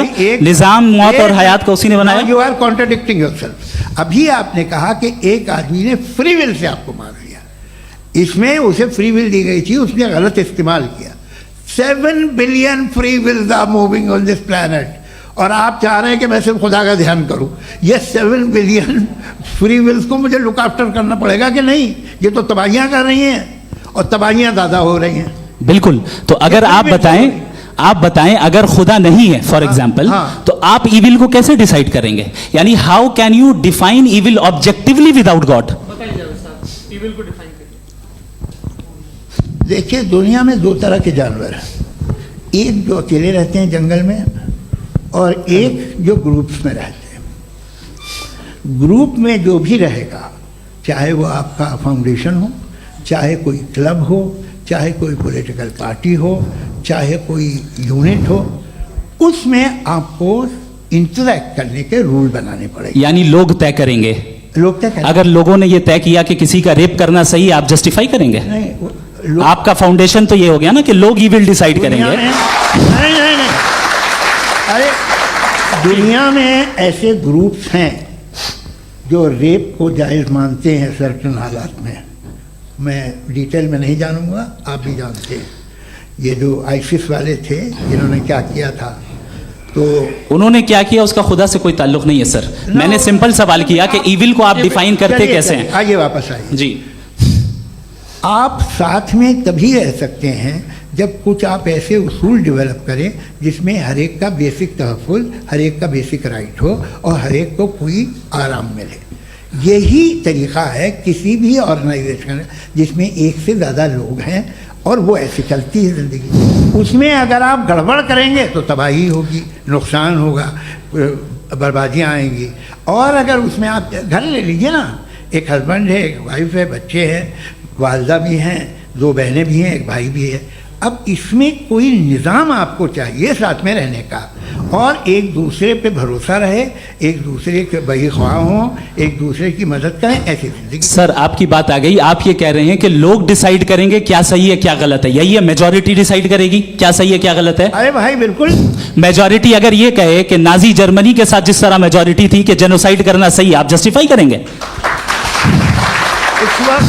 उस वक्त आपका ये सवाल सिर्फ उसके बाद क्लोजिंग। हाँ, उस वक्त प्लेनेट पे जो लोग थे, उनमें कितने लोग हिटलर को सही समझते? अच्छा, प्लेनेट की मेजॉरिटी तय करेगी, सोसाइटी की नहीं। प्लेनेट की मेजॉरिटी गॉड के एग्जिस्टेंस को सही मानती है, आप क्यों नहीं मानते? ये हेलो ये क्रॉस क्वेश्चन का राउंड यहाँ पर समाप्त होता है। और ये बड़ा अच्छा है कि इस तरह से फ्रेगमेंट कर दिया गया है ताकि जो मरकरी ऊपर जा रहा है नीचे जवाब दे दूं जी। प्लेनेट की ज़्यादातर मेजॉरिटी कुछ दूसरे मजहबों के खुदा को मानती है। आप उन्हें क्यों नहीं, आप तो मेजॉरिटी की बात कर रहे अच्छा, हैं। ये क्लोजिंग आप ये कह रहे हैं इविल और गुड को डिसाइड मेजॉरिटी करेगी, मेजॉरिटी जो कर दे वो सही हो जाएगा। क्लोजिंग इसको जैसा आप ही लोगों ने तय किया है उसी फॉर्मेट को फॉलो कर लेते हैं। हाँ भाई, मैंने तो भले लोगों पे एतबार किया और तब मॉडरेशन तय किया। जी, आपके पास 5 मिनट का वक्त है, क्लोजिंग आर्ग्यूमेंट है, उसके बाद हम ऑडियंस से क्वेश्चन आंसर लेंगे जावेद साहब की क्लोजिंग आर्ग्यूमेंट के बाद। Okay, time starts now. बहुत शुक्रिया जी।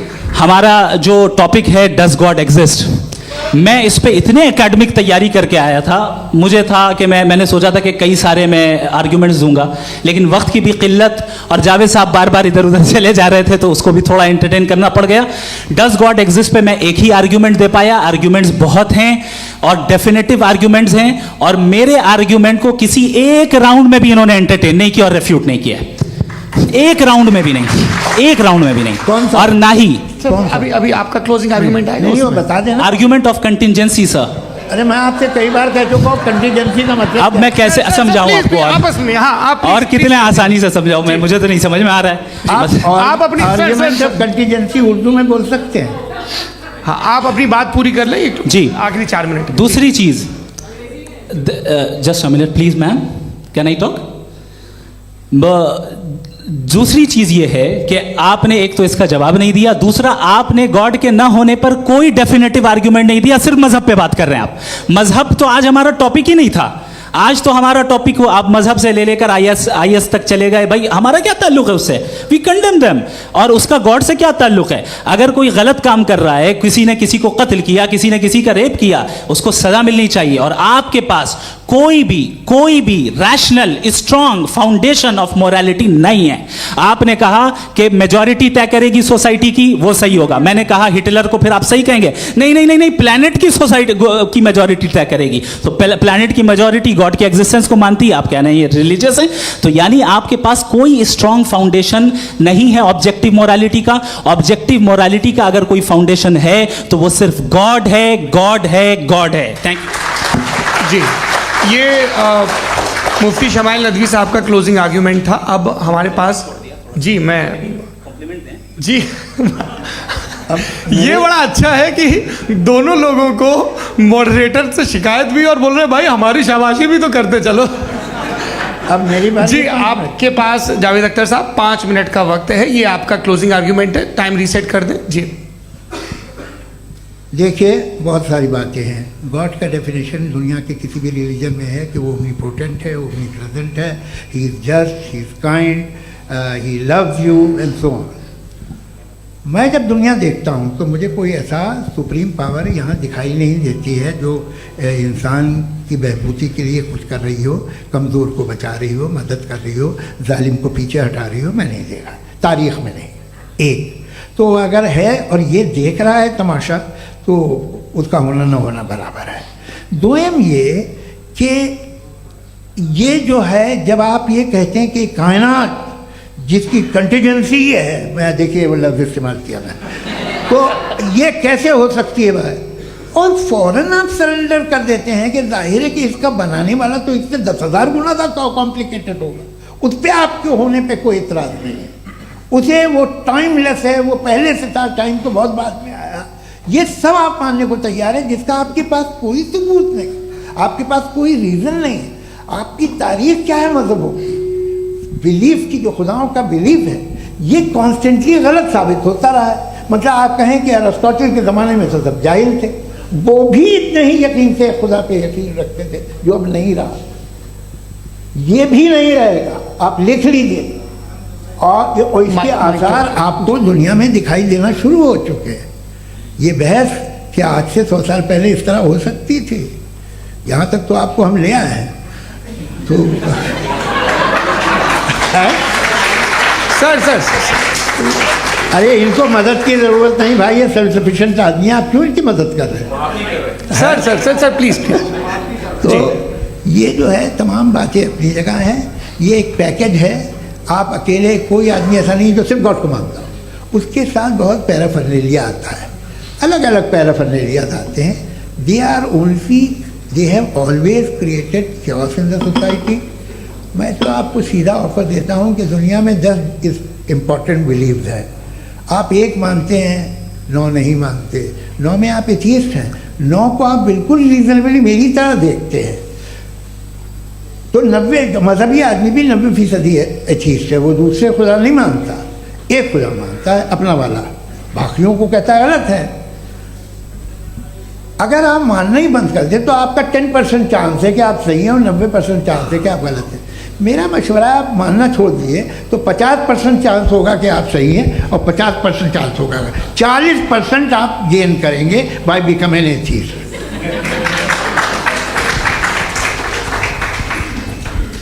ये एक फरसूदा ख्याल है, ये ख़त्म हो रहा है।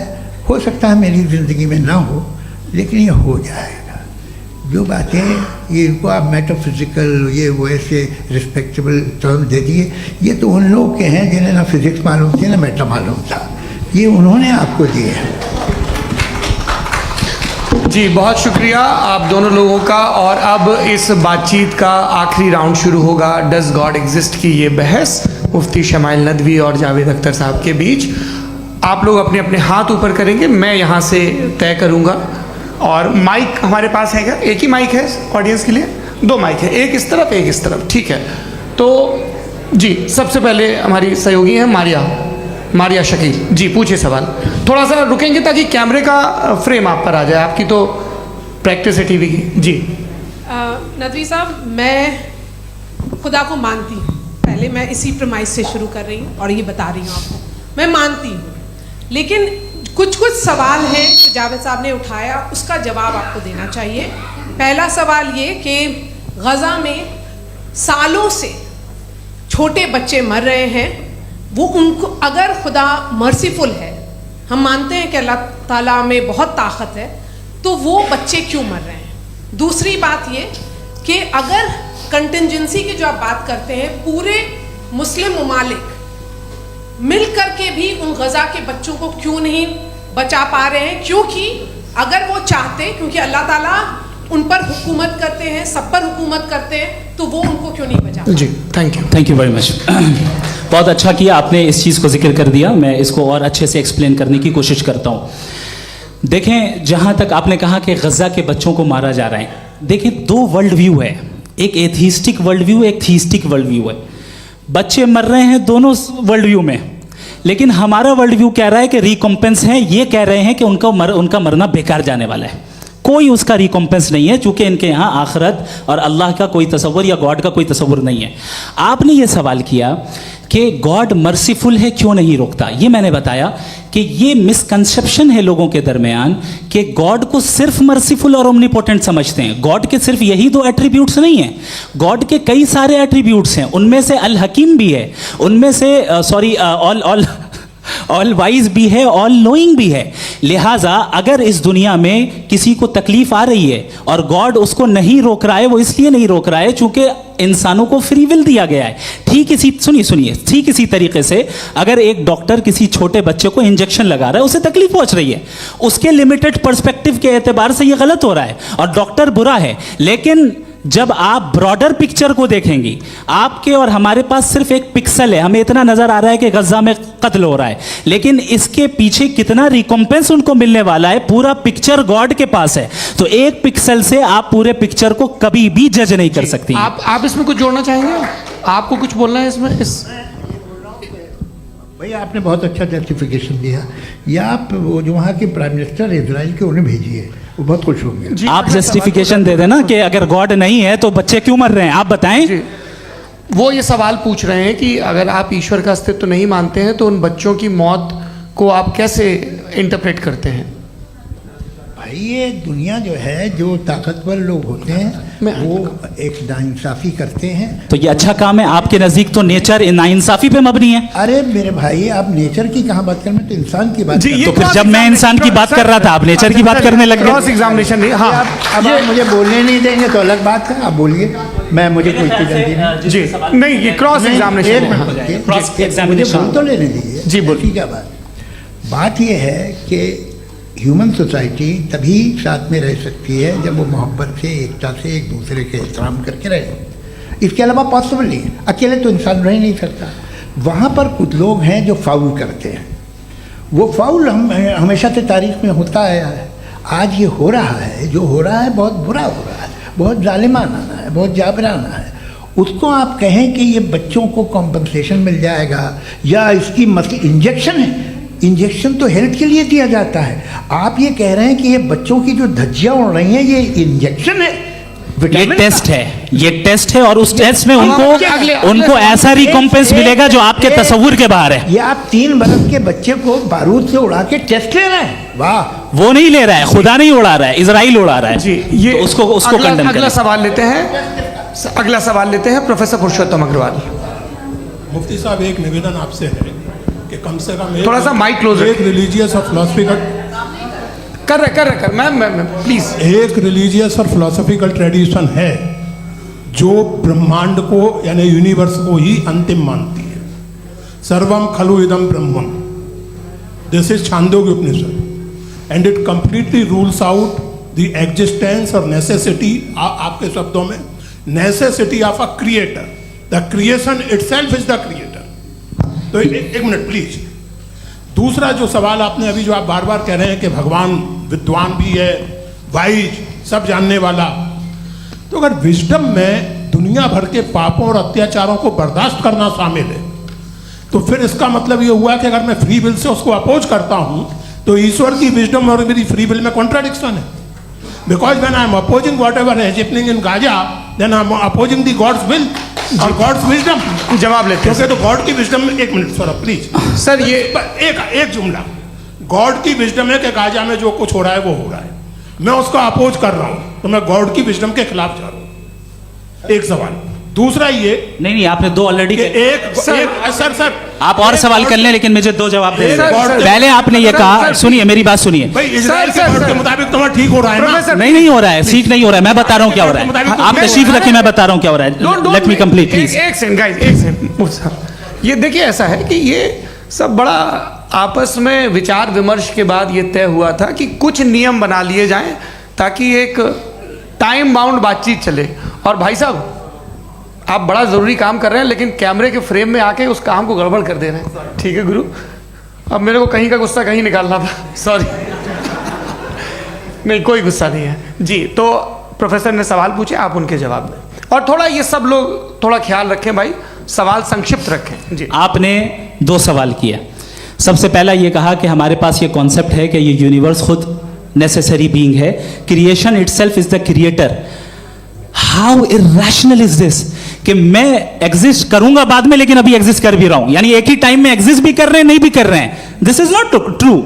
दूसरी चीज, आपने कहा कि अगर इजराइल में, सॉरी माफ कीजिएगा, Israel doesn't exist, occupied Palestine में अगर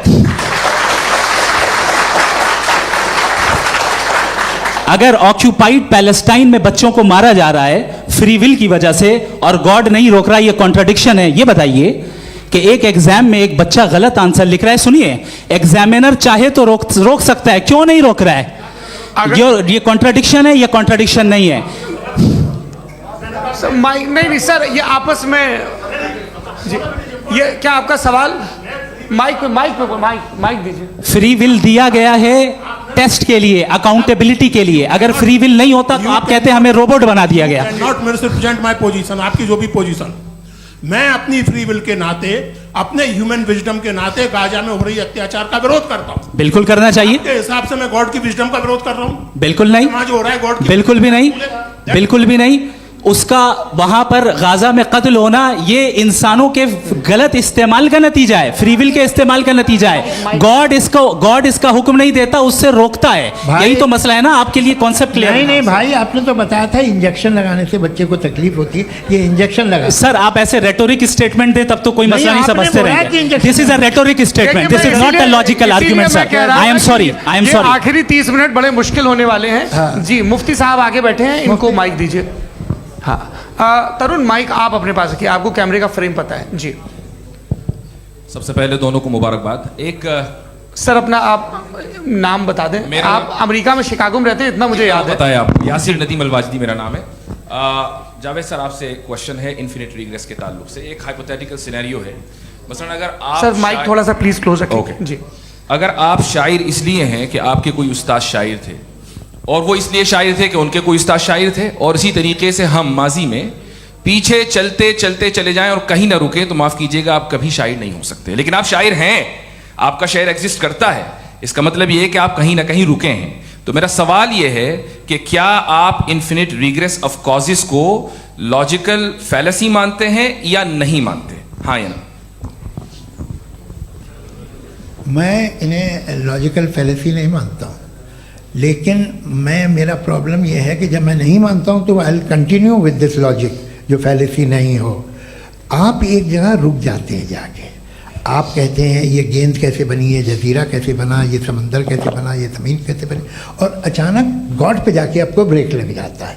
एक बार आप सवाल नहीं करते कि भाई इनको बनाने वाला तो इनसे भी कॉम्प्लिकेटेड होगा, वो कैसे बना, उसके बारे में आपने इत्मीनान कर लिया, वो हमेशा से है। तो अगर आप उसे हमेशा से मानते हैं तो फिर ये मान लीजिए कि कायनात हमेशा से है, क्या तकलीफ? फिर हम वजूद में नहीं आते जी है। हम मौजूद नहीं। अच्छा सर क्यों नहीं होता? मैं बताऊँ प्लीज प्लीज। जैसे मैंने मिसाल दी आपके शेर की, आपका शेर कभी वजूद में ना आता अगर शायर इसी तरह चलते रहते हमेशा। जी माइक मेरे ख्याल से एक सेकंड। इन्फिनिट रिग्रेस का कॉन्सेप्ट क्लियर नहीं हो पाया। ऐसे रहने दें, लेट्स मूव ऑन सर। ठीक है। हाँ थोड़ा सा मॉडरेटर का भी ख्याल रखें। नहीं आपने तो रखा है, आपने रखा है। यहाँ पे गौहर रजा साहब हैं, वो भी एक सवाल पूछना चाहते हैं। माइक नीचे से ऑन कर दिए, नीचे। पहले तो ये कह दूं कि मैं उन बच्चों से शर्मिंदा हूं जिनको गज़ा में कत्ल किया गया, क्योंकि हमारे होते हुए कत्ल किया गया। लेकिन उससे ज़्यादा शर्मिंदगी इस बात से हुई कि मुझे लगा कि मुफ्ती साहब उसको जस्टिफाई कर रहे हैं। बिल्कुल भी नहीं। आप बहुत ही गलत। मुझे लगा मैं गलत हो सकता हूँ। बिल्कुल गलत। मैं सवाल पूछ रहा हूँ, मैं सवाल पूछ रहा हूँ।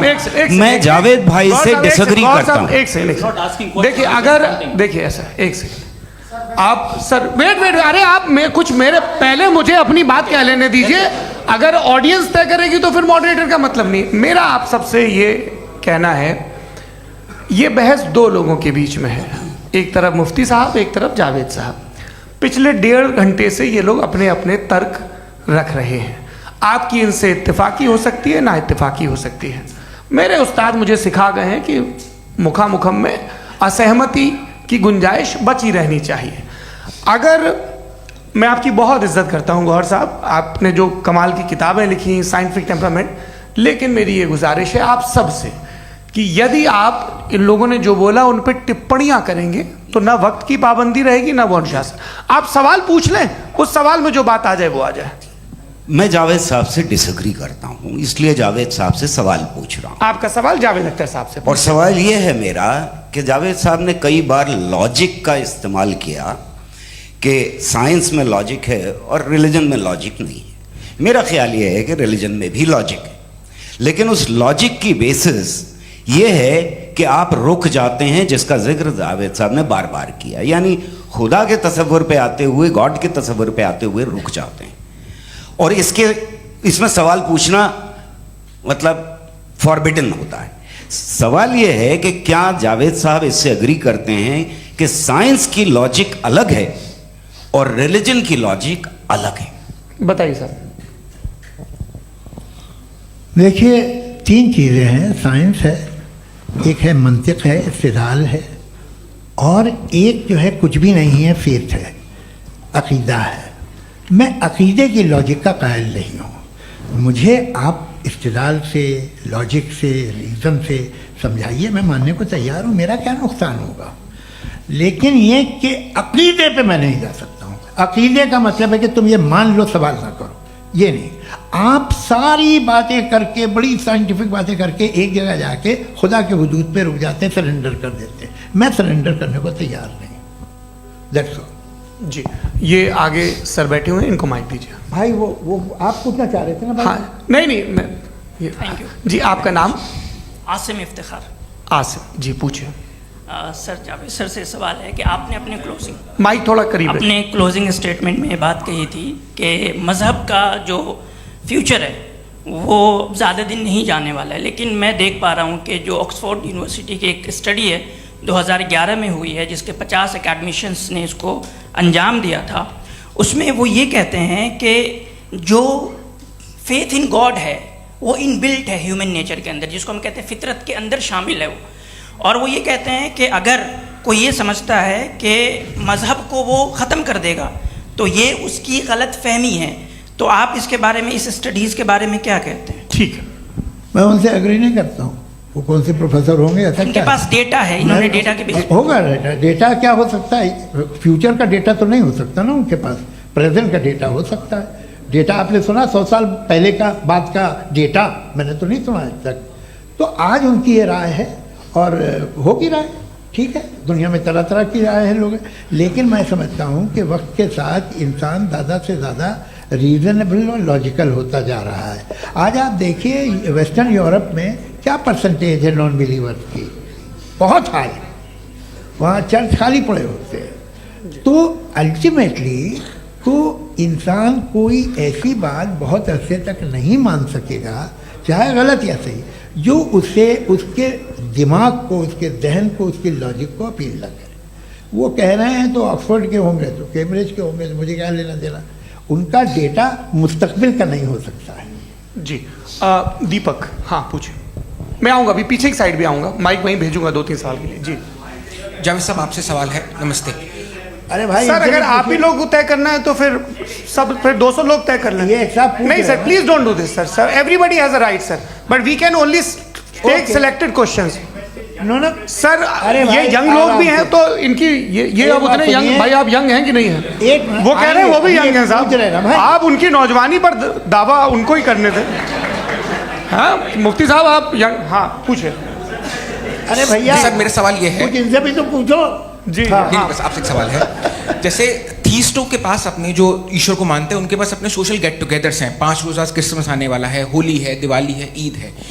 एथिस्ट क्या ऑफर कर रहे हैं? मतलब मैं इनकी दुकान से बुरू में आना चाहता हूँ उस तरफ, पर मैं अट्रैक्ट नहीं हो पा रहा हूँ। मैं सोशल गेट टुगेदर्स क्या है आपके पास? वो ये कह रहे हैं कि जो धार्मिक लोग हैं, अलग अलग धर्म के लोग, उनके उत्सव त्योहार, हाँ, कॉन्ग्रेगेशन वही बहुत बात। हैं। अब आपको मैं एक सुनाता हूँ, यहाँ हिस्टोरियन भी बैठे हैं। मृदुला जी, आप बताइएगा सही है क्या? ये एक कॉन्स्टेंटाइन, एक ग्रीक रोमन बादशाह था, जो क्रिश्चियनिटी आने के 400 साल बाद उसने डिसाइड किया कि मैं क्रिश्चियन हो जाऊंगा, मेरी पूरी स्टेट कैंसिल हो जाएगी।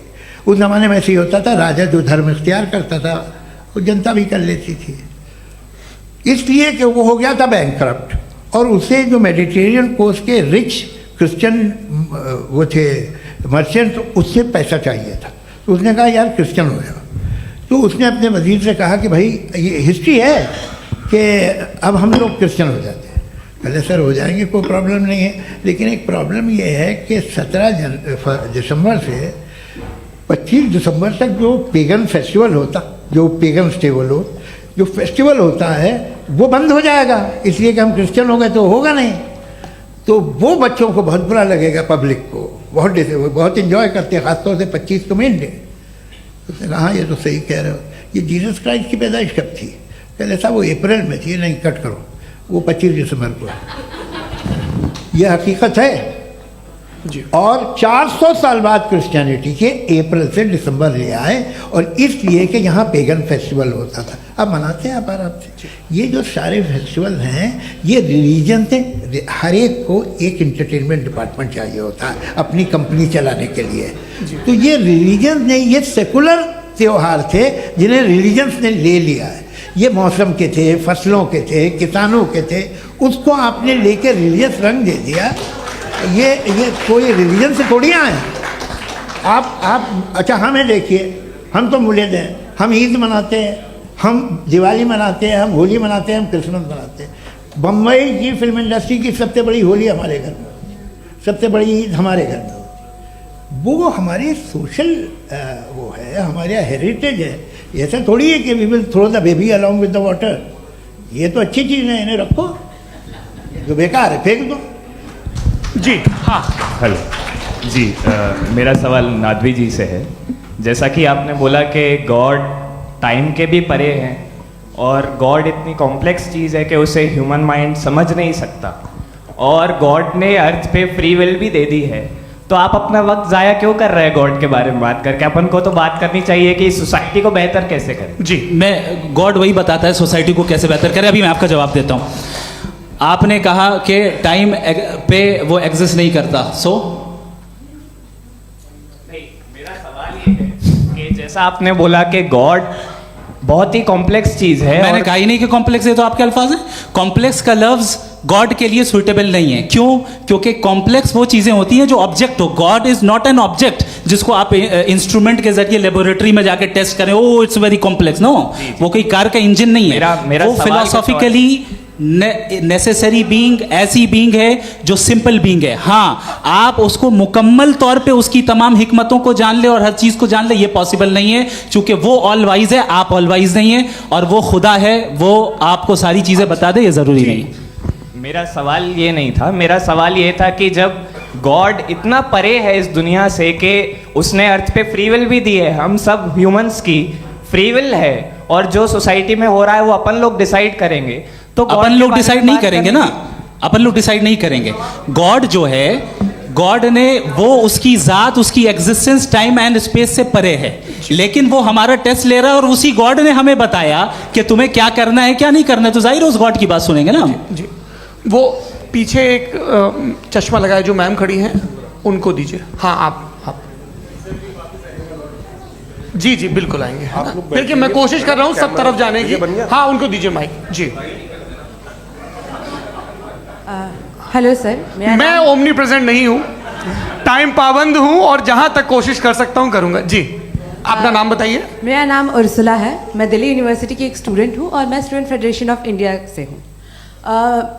मेरा सवाल मुफ्ती जी से है कि इस हॉल के इस कमरे में बैठ के हम लोग रेप की मोरालिटी के बारे में फिलोसफिकली बात तो कर सकते हैं, बट असलियत ये है कि रोज़मर्रा की ज़िंदगी में औरतें रेप के थ्रू गुजरती हैं, और हम लोग सिर्फ नंबर्स पे इस तरह नहीं देख सकते, क्योंकि कितनी औरतें हैं इन कंट्रीज़ में जहाँ पे आप बता रहे हैं कि केसेस कम हैं, जिनका एक्सेस है कि वो जाके केस फाइल कर सकें।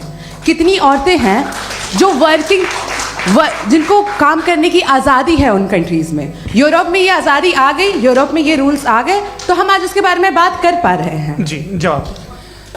आपने ये कहा कि कमरे में बंद होकर हम लोग इस पर फिलोसफिकली बात कर सकते हैं, लेकिन हकीकत में क्या हो रहा है, वो ग्राउंड लेवल पे क्या हो रहा है जो बहुत गलत हो रहा है, और वो सफ़र कर रही हैं। आई एग्री, बहुत गलत हो रहा है, और जो गलत हो रहा है उसको हमें रोकना है। और क्यों रोकना है, वो गलत क्यों है, हमारे पास इसका ऑब्जेक्टिव फाउंडेशन है, इनके पास उसका ऑब्जेक्टिव फाउंडेशन नहीं है। मैं ये कहना चाह रहा हूँ कि जहाँ पे भी जुल्म हो रहा है, जहाँ पे भी औरत पे जुल्म हो रहा है, या उसकी इज्जत लूटी जा रही है, या उसे तकलीफ पहुँचाई जा रही है, और सिर्फ औरत नहीं, किसी इंसान के ऊपर भी जुल्म हो रहा है, तो उसके खिलाफ खड़ा होना, ये मॉरलिटी हमारे पास गॉड के पास से आई है। वरना जावेद साहब तो कह रहे हैं कि जो है मेजॉरिटी डिसाइड करेगी, तो मेजॉरिटी तो कभी भी बदल सकती है। क्या आप ये थोड़ी सी आपको गलतफहमी है। मैं अगर मेरे जुमले से ये मदनत निकला या मैंने कहा, तो ये जुमला मैं वापस लेता हूँ। ये मेरा मतलब ही नहीं था कि मेजॉरिटी डिसाइड करेगी। मेजॉरिटी डिसाइड करे तो दुनिया में बड़ी, वैसे आपने कहा था ये जुमला। अच्छा हो सकता है, मैं मान रहा हूँ, बाद में रिकैप कर लेंगे। अरे एक सेकंड, मैं अपनी एक्सप्लेनेशन दे रहा हूँ।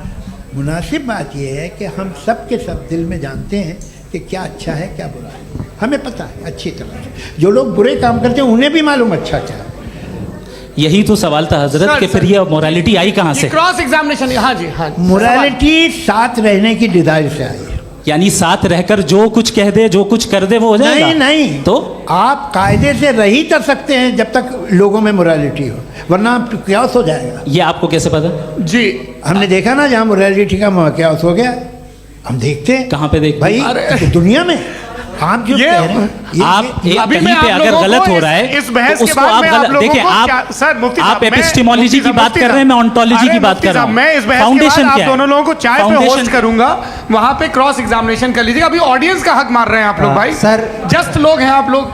और ये भाई ये हाँ, बच्चे- उधर आएंगे, उधर इनको आएंगे। भी। जी सर, आएंगे आएंगे। अच्छा सर मेरा नाम लईकुर रहमान है और मैं अलीगढ़ मुस्लिम यूनिवर्सिटी का स्टूडेंट हूँ। और जहाँ तक मुझे पता है कि sir you are also product of Aligarh Muslim University. मैं भी उसी चमन का बुलबुल। हाँ सर, तो बड़ी खुशी हुई मुझे जान करके कि मैं आपसे मिलूंगा। सवाल सर मेरा सवाल ये है, सर सैयद अली रहमा का नज़रिया ये था कि खुदा के वजूद को अक़ल के दायरे में रह कर के तलाश करना, न कि पूरी तौर से उसका इनकार कर देना। Sir how will you define it? नहीं तो ये तो आप इन्हें बताइए। ये सर, सवाल अक़ल है आपसे। कि खुदा का वजूद साबित कर रहे हैं। नहीं तो सर आपने सर सैयद इनकार ने किया। कर रखा है, इस वजह से मेरा क्वेश्चन उन्होंने यही सर से एक सेकंड, सर सैयद ने यही कहा ना कि जी। अक़ल से आप खुदा के वजूद को साबित नहीं कर सकते, यही कहा ना भाई। वो उन्होंने कहा कर सकते हैं और वो कर दिया गया आज। हाँ, वो फोन दो। तलाश करना या साबित करना अक़ल से अक़ल से नहीं हो सर, अरे सवाल तो सुन लीजिए जी। अक़ल से नहीं हो सकता है, यही कहा ना आपने। अक्ल से हो सकता है। अरे वो यही कह रहे हैं भाई, आप बता रहे हो सकता है, वो तो कुछ और।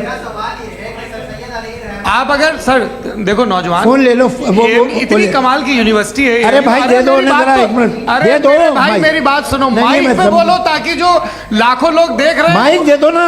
अरे देंगे ना माइक, तुम ठहरो तो।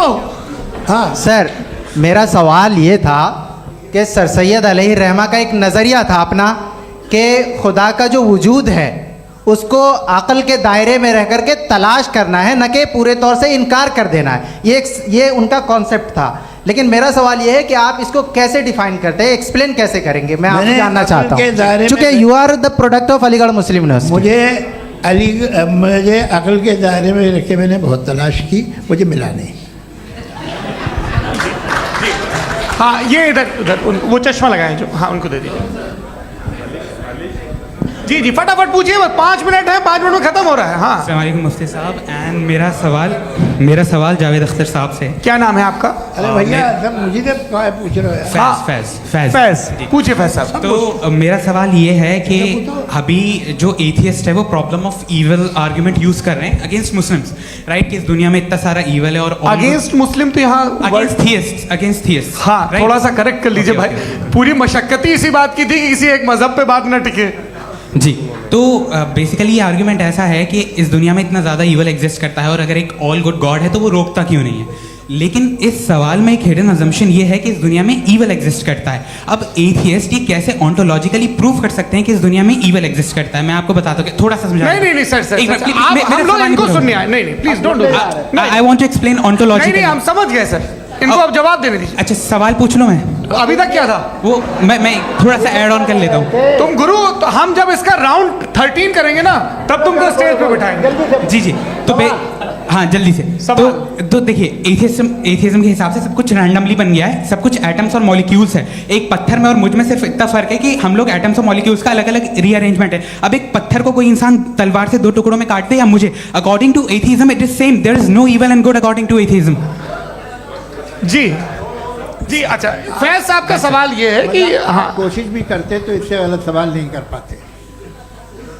एक लाइफ फॉर्म है और लाइफ फॉर्म में फीलिंग्स हैं, मतलब लाइफ फॉर्म सुनता है, देखता है, टेस्ट कर सकता है, फील कर सकता है।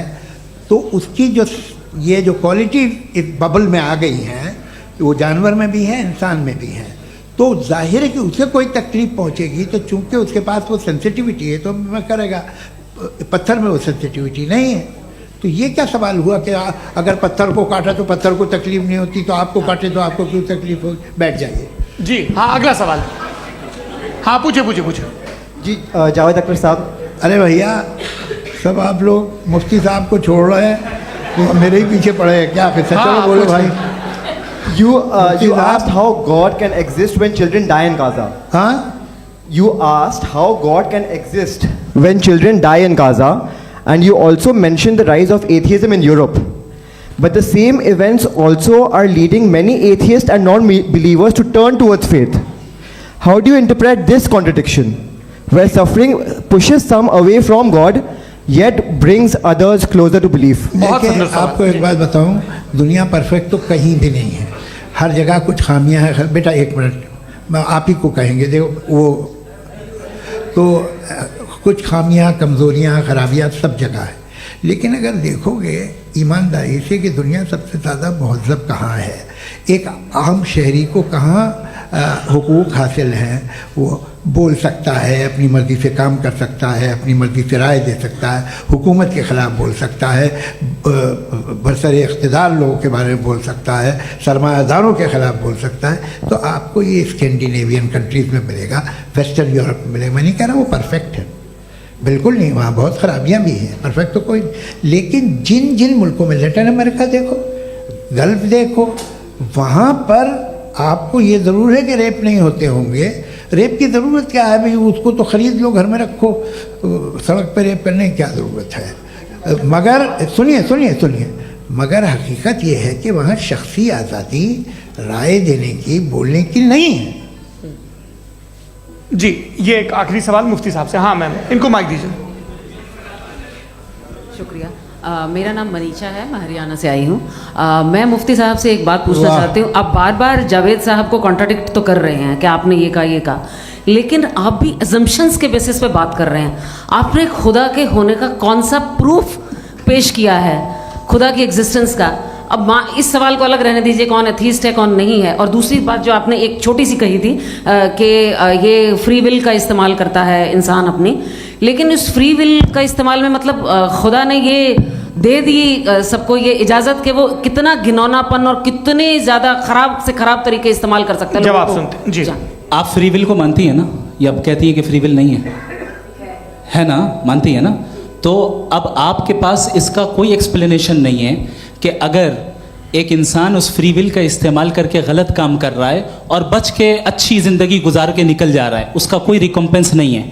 हमारे वर्ल्ड व्यू में जो इंसान गलत काम कर रहा है उसको भी रिकम्पेंस यानी उसका बुरा बदला मिलना है, और जो सही काम कर रहा है उसको सही बदला मिलना है।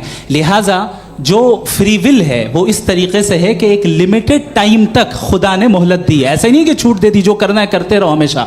वक्त आएगा जब एग्जाम का टाइम खत्म होगा तब रिजल्ट आएगा, दौराने एग्जाम जबरदस्ती आपको नहीं बताया जाएगा। अरे भाई एक सेकंड जी, सवाल मुफ्ती साहब से मेरा, मुफ्ती साहब से रुक जाइए, आपसे फोन, इसके बाद आपसे बोलिए। मैं मुफ्ती साहब एक ही सवाल करता हूँ कि अगर जो हो रहा है फ्री विल से हो रहा है और एक दिन बरोज़ क़यामत इंसाफ होगा मैशर में वगैरह वगैरह, तो दुआ क्यों मांगते हैं लोग? दुआ मांगते हैं इसके मतलब है अभी भी उसने ये डिपार्टमेंट रखा है कि मैं रोज़मर्रा की ज़िंदगी में बिल्कुल बिल्कुल ही कैन। तो तुम कैन हो, तुम मुझे नौकरी दिला देते हो, मेरे बेटे को ग्रीन कार्ड दिला देते हो, और 45,000 बच्चे मरते हो, उन्हें रोकते नहीं हो। नहीं तो क्या आप ये कह रहे हैं कि इस दुनिया में जालिमों को कभी पकड़ ही नहीं होती है? अरे जो भी पकड़ होगी, वो बच्चे रोते हैं। बिल्कुल, देखिए मैंने अपने ओपनिंग स्टेटमेंट में यही कहा था कि जनाब जावेद साहब सिर्फ इमोशनल आर्गुमेंट है। This is an emotional argument. ये छोटे मोटे इसके पीछे का रीजन मैंने बताया क्या है। देखिए मैं बार-बार यहाँ पर मंच से आप लोगों को सज्जनों इसलिए कह रहा हूँ ताकि थोड़ा सा आपके कॉन्शियंस पे जोर रहे कि आपको ऑर्डर बचा के रखना है। वक्त तय हुआ था, ये वक्त पूरा हुआ, आपने इतने धैर्यपूर्वक सुना, मैं आप सबका बहुत बहुत शुक्रगुजार हूँ। यदि इन दोनों विद्वानों की इच्छा होगी तो कभी हम इस बातचीत का राउंड 2, राउंड 3, यही तो देखिए खूबी है इंसान की कि बहस मुबाहसे में वो पड़ा रहता है। आप लोगों ने बड़े धैर्य का परिचय दिया, बहुत बहुत शुक्रिया। इसी के साथ ये बातचीत यहाँ पे समाप्त होती है। आप लोग को मैं एक बात बता दूं, ये सारी बहस हो गई, अब मुफ्ती साहब और बड़े मुफ्ती साहब इन साथ के साथ मैं खाना खाने वाला हूँ।